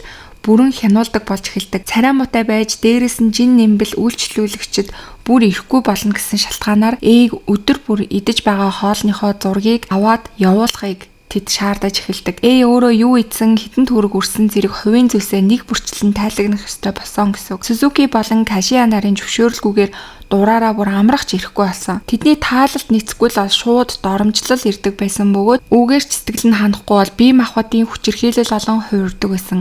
Архины шил хувцсны үлгүүрээр толгоороо цохих бол наад захын асуудал бөгөөд аманд нь халуун чинжүү цутгах зэрэг эрүү шүүлт харгислалч гэсэн үйлддэг байсан байгаа. 2004 оны 11 сард ажлаа тараад гэртээ харахад байрных нь хаалганы цойжин солигдчихсан байсан. Гайхаад юу болсныг байрны эзнээс асуусан чинь Сузуки ирээд ээгийн байрны түрээсийн гэрээг өөрийнхөө дураар цуцалчихсан гэж хэлдэг. Ингээд очих газаргүй болсон тэр цагаас хойш баарны ард байх маш жижигхэн давчуу өрөөнд амьдрах болж эхэлдэг. Би эргүүлэхэд ч хэцүү, маш нарийн орон зайд шалан дээр хүнжил дэвсээд унтах эсвэл сандалнуудыг нийлүүлээд унтдаг байсан. Баарны эзэн Сузуки болон менежер Кашия нарт тасралтгүй сэтгэл зүй дарамтлуулсаар өөртөө итгэх итгэл, бодит байдлыг мэдрэх чадвар бүрэн нурсан байгаа. Энэ шинж тэмдэг нь улам даймжирч би ийм харьцааг амсах ёстой хүн. Сузуки болон Кашия хийж буй үйлдэл нь бүгд л дутагдaltaй намайг бодож санаа зовсондоо хэлж байгаа зүйл гэж бодох хэмжээнд хүртлээ тархиа угаалгасан ба. Өдөр болгон ижил хувцас өмсөж явах зэрэг гаднаас харахад ч байдал нь маш хачирхалтай харагддаг болж эхэлсэн. Энэ байдлыг нь хажуугаас нь хараад тэсээгүй баарнд хамт ажилладаг байсан нэг ажилтан туслах гээд ажил эхлэхийн өмнө эсвэл хаах үе чатан дээр суугаад уйлж байгааг нь олон удаа харж байсан болохоор нэг удаа маш их гомдолтой уйлж байхаар нь өрөвдөөд хүнсний дэлгүүрлүүд агуулж очиод хоол авч өгөөд хоёлаа өөр баар руу хамт шилжиж ажиллах уу гэж хэлсэн байгаа. Тэгсэн чинь тэр намайг хүлээж авсан захирлынхаа ачийг би умартаж болохгүй. Тэд надад ингэж хатуу хандаж байгаа нь бүгд л миний төлөө гэж хэлээд хамт ажилласан тэр хүний тусламжийг авахаас татгалцсан. За ийхүү бүсгүй бол Сузуки болон Кашия нарын иргэшэл бүрэн орсон байсан. Хоёрын дарамт улам ширүүсэж эцэст нь гудамжинд гарч биеийн үнэлгийг шаардаж эхэлдэг. Сузуки бие ч хамаагүй үнэлж борлуулалтаа нөхөж хичээл зүтгэл гарга гэж завшаан олдох бүрд айлхан сүрдүүлж дарамтлагдаг болж эхэлдэг. Кашия ч хажуунаас нь Сузукигийн үгийг дэмжиж улам бүр ангал руу түлхэж байсан. Тамшиг арчаагүй амтан мөнгө олох газар хаана байх уу зөвхөн Окубо цэцэрлэгт хүрээлэн шиг газар л байгаа гэх мэтээр хэлдэг байсан. Токиогийн Шинжукуд байрлах Окубо цэцэрлэгт хүрээлэн нь сүүлийн үед Японд биеийн үнэлэлтийн үүр уурхай болоод би газар байгаа. Гудамжинд гарч үйлчлүүлэгчдийг татдаг эмэгтэйчүүд цугладаг газар гэдгээрээ маш алдартай. Цэцэрлэгт хүрээлэнгийн хашааны дагуу эмэгтэйчүүд игнэн зогсоод ухаалаг утсаа харан үйлчлүүлэгч хүлээж буй дүр зураг аль хэдийн Окубо цэцэрлэгт хүрээлэнгийн нэг хэсэг болсон. 2025 оны 5 сараас Сузукигийн тушааснаар Окубо цэцэрлэгт хүрээлэнд очиж эрчүүдтэй уулзан бэлгийн харилцаанд орж эхэлдэг. Энэ цаг үеэс Эгийн амьдрал бол бүр там болж эхэлсэн. Өдөр нь Гёс баарандаа үйлчлүүлэгчдэд үйлчилж шүн болохоор Окубо цэцэрлэгт хүрээлэн рүү хөөгдөн анх удаа харж буй эрчүүдтэй унтах ёстой болсон. Түүнд өчүүхэн ч амралтыг захирал болон менежер хоёр нь зөвшөөрдөггүйсэн. Зарим өдөр бүр өдрийн цагаарч цэцэрлэгт хүрээлэн рүү явах ёстой болдог. Сузукигийн хэлснээр хийхгүй бол шууд хөөлж задуулдаг байсан. Кашиа Эгийн биед бүр GPS төхөөрөмж байрлуулад түүний хаашаа явж байгаа, хаана байгаа гэдгийг нь тухайн цагт нь хяндаг байсан бөгөөд өдөрт маш олон удаа биеэ үнэлэхийг шаарддаг байсан. Мэдээж Эгийн олсон мөнгийг бол шууд булааж авдаг байсан бөгөөд мөнгө нь бага байвал маш их ууралдаг байсан. Хэрв Эгийг залхуурч байна гэж сэжиглэх эсвэл зааж өгсөн бүсээс бага зэрэгэл холдохыг оролдвол тэр хоёр шууд Эгийг олж очиод бааранд чирч авчираад маш аимшигтайгаар зодддог байсан. Үүгээр зогсохгүй тэр хоёр Эйд үйлчлүүлэгчтэй хийсэн яриа болон бэлгийн харилцааны явцыг бүгдийг нь дуу хураагаарт бичүүлж авдаг байсан бөгөөд үүнийг Эйг дарамталж сүрдүүлэх хэрэгсэл болгон ашигладаг байсан байгаа. Ердөө 3 сарын дотор 400 орчим үйлчлүүлэгчтэй бэлгийн харилцаанд орхоос өөр аргагүй төрсөн байгаа. Хамгийн их ачаалттай өдөр нь өдөрт бүр 13 үйлчлүүлэгч хүлээж авч исэн өдөрч байсан. Маш хүнд хэцүүх туулан 6 сая йен олсон боловч энэ мөнгө нь тэр чигээрээ Сузуки болон Кашиа нарын халаас руу орсон. 2025 оны 7 сарын сүүлчээр Японы цагдаагийн газар Окубо цэцэрлэгт хүрээлэнд биеэ үнэлэлтийн эсрэг томоохон хэмжээний шалгалт баривчилгааг хийдэг. Тухайн үед тэнд үйлчлүүлэгч хайж байсан газар дээрээ баривчлагдсанаар энэ хэрэг анх удаа дэлхийн ертөнцид ил болсон. Байцааж байсан цагдаа нар нөхцөл байдал бишдэж байгааг зөнгөөрөө мэдэрсэн. Учир нь түүний хувцаслалт нь маш замбраагүй байснаас гадна ухаан санаа нь орон гарan мэт хачирхалтай зүйлсийг ярьж исэн. Мөн түүний бие энэ тэндгүү хөхрөлд үүссэн байсан бөгөөд 20 гаруй газарт хөхөрсөн сорив байсан. Ингээд цагдаа нар бол Эйг нухацтайгаар байцааж эхэлдэг. Анх цагдаагийн асуултанд эргэлзэж хариулахаас зайлсхийж байсан ч цагдаа нар чи өөрөө хүсэж биеэ үнэлсэн үү гэж дахин асуухад гинтл маш чангаар уйлж тэр хооронд өөртөө тохиолдсон бүх зүйлийг цагдаа нарт ярьж өгсөн. Зүгтагч тэнхэл байгаагүй, өөр сонголт байж болно гэж төсөөлж байгаагүй гэдгийг цагдаа нарт хэлдэг. Түүнийг Ивэй Morning-д орсноос хойш ямар өрөвдөлтэй амьдралаар амьдарсныг сонссон цагдаа нар маш их цочролд ордог. Эйг шалгаж үзэхэд тэр гэмтлийн дараах стрессийн эмгэг буюу PTSD гэдэг өвчний шинж тэмдгээр бол онцлогддог. Хохирогч болох нь тогтоогдсон тул Эйд ял хойшлуулах шийдвэр гаргаж Сузуки болон Кашиа нараас шууд тусгаарлан түүнийг хамгаалтанд авдаг. Ингээд 2025 оны 10 сарын 14-нд цагдаа нар биеэ үнэлэлтээс хамгаалах хууль зөрчсөн хэрэгээр Ивэй Morning баарны захирал Сузуки Маоя болон менежер Тано Кашиа нарыг баривчилдаг. Цагдаагийн мөрдөн байцаалтын явцад Сузуки Эйд бэлгийн хүчирхийлэл үйлдсэн нь тогтоогдсон тул Сузукид хүчирхийллийн хэрэг нэмж тулгадаг. Гэвч Сузуки холбогдох бүх хэрэгээ эрс эсэргүүцэжсэн. Нөгөө талаар Кашиа анхны байцаалтаас эхлээд л Эйг хорж албатан биеийг нь үнэлүүлсэн гэдгээ ол шууд хүлээн зөвшөөрч бүх хэрэгээ хүлээж исэн. 2026 оны 3 сарын 4-нд Токиогийн дүүргийн шүүхэд уг хэргийн шүүх хурал болсон. Кашиа нэлээд сандарсан царайтаагаар шүүхийн танхимд зогсож байсан. Тухайн өдөр шүүх хуралд бол маш олон хүмүүс цугларсан байсан. Тэд бүгд хамгийн үзэсгэлэнтэй тэрэгтэн гэгдэх Кашиагийн бодит төрхийг харах гэж ирсэн хүмүүс байсан. Кашиа прокурорын зүгээс тулгасан хэрэгүүдийг шууд хүлээн зөвшөөрсөн. Тэрээр хохирогч Эйг сэтгэл зүйн болон бие махбодын асар их зовлон зүдгүүр учруулснаа хүлээн зөвшөөрч түүнээс уучлалт гуйдаг. Мөн тэрээр өөрөө ч бас захирал Сузукид хараалгаж дарамтлуулж байсан гэж шүүхийн явцад бол мэдүүлэг өгсөн байгаа. Прокурор түүнээс тэгвэл яагаад түүнтэй үргэлжлүүлэн хамт ажиллаад байсан бэ гэж асуусан чинь Кашиа бодож ирсэн. Би Сузукид хайртай учраас гэж хариулсан байгаа. Тухайн өдрийн шүүх хуралд гэрчээр оролцсон Кашиагийн аав охиныхоо нөхцөл байдлыг тайлбарлаж шүүхээс хөнгөн ял оноохыг гуйдаг. Миний охин мөрөөдө тоглоомонд гар дүрж өрөнд орчихсон байхад Сузуки түүнийг нь мэдэж өрийг нь түлхэд туслана гэж охинд минь төгсөн. Тэгээд л миний охин Сузукигийн иргэшээлд орчихсон хэрэг гуйж анд хөнгөн ял оноож өгөөч гэж шүүхтэр бол аав нь хэлдэг. Кажия хэрэгээ бүрэн хүлээж гимшиж байгаа бөгөөд гэмт хэргийг голлон зохион байгуулсан хүн биш гэдгийг харгалзан үзээ түүнд 3-5 жилийн хорих ял оноох магадлалтай байгаа. Харин Сузуки болохоор өнөөдрийг хүртэл хэрэгээ өгөөсгсээр л байгаа. Эгийн биеэс олцсон сорив 400 гаруй дуут бичлэг зэрэг хөдөлшгүй тодорхой баримтууд байсаар адил тэрээр биеэ үнэлэхийг нь би хизээч алавдаагүй өөрөө хүсэж хийсэн зүйлээ гэж зүтгэсээр л байгаа. За хүмүүс болохоор биеэ үнэлэлтээс хамгаалах хууль зөрчсөн жирхээлэл хорих сүрдүүлэх зэрэг хэрэгүүд тулгасан тул Сузукид хамгийн багадаа 10 жил дээд тал нь 15 жилийн хорих ял оноох магадлал өндөр байна гэж таамаглацгааж исэн. Одоогийн байдлаар болохоор хэргийг Токиогийн дүүргийн шүүх хянан хэлэлцэж байгаа. Энэ зундаа бол яг хэрхэн шийдэгдээд ялан тодорхой болох байх гэж үзэж байгаа. За тэгээ би хэрвээ яг шийдвэр нь гарах юм бол нэмэлт дэлгэрэнгүй мэдээллийн хамт хүргэе гэж бодож байна. За ингээд өнөөдрийн та бүхэнд бэлтгэж хүргэсэн хэрэг маань энд хүрээд өндөрлж байна. Тэгээд өнөөдрийн хэрэг бол миний хувьд маш азтайгаар цагдаа нарын баривчилгаагаар амь насаа аврагдаж чадсан гэж бодож байна. Хэрвээ тэгээгүй үргэлжлүүлээд баригдахгүй яваад исэн бол амь насаа ч алдах магадлалтай байсан бахаа гэж би бол бодож байна. За тэгээ Япончуудын хувьд бол бас маш сонин хүмүүс байдаг. Тэгээр гэмт хэрэг үйлдчихэд захад түүний гадаад үзмж царай зүсээр нь хүмүүс бараг хэргийг нь тоохгүйгээр түүнийг ингээ шагшин магтаж байгаа нь бол бас нэлээд хачирхалтай. За тэгээ та бүхэн бас юу гэж бодож гин комент хэсэгт сэтгэлээ бичиж хуваалцаарай. Мөн сувг дээрээ лайк, subscribe дарахаа битгий мартаарай. Бүгдээрээ удахгүй эргээд дараагийнхаа дугаараар уулзцгаая.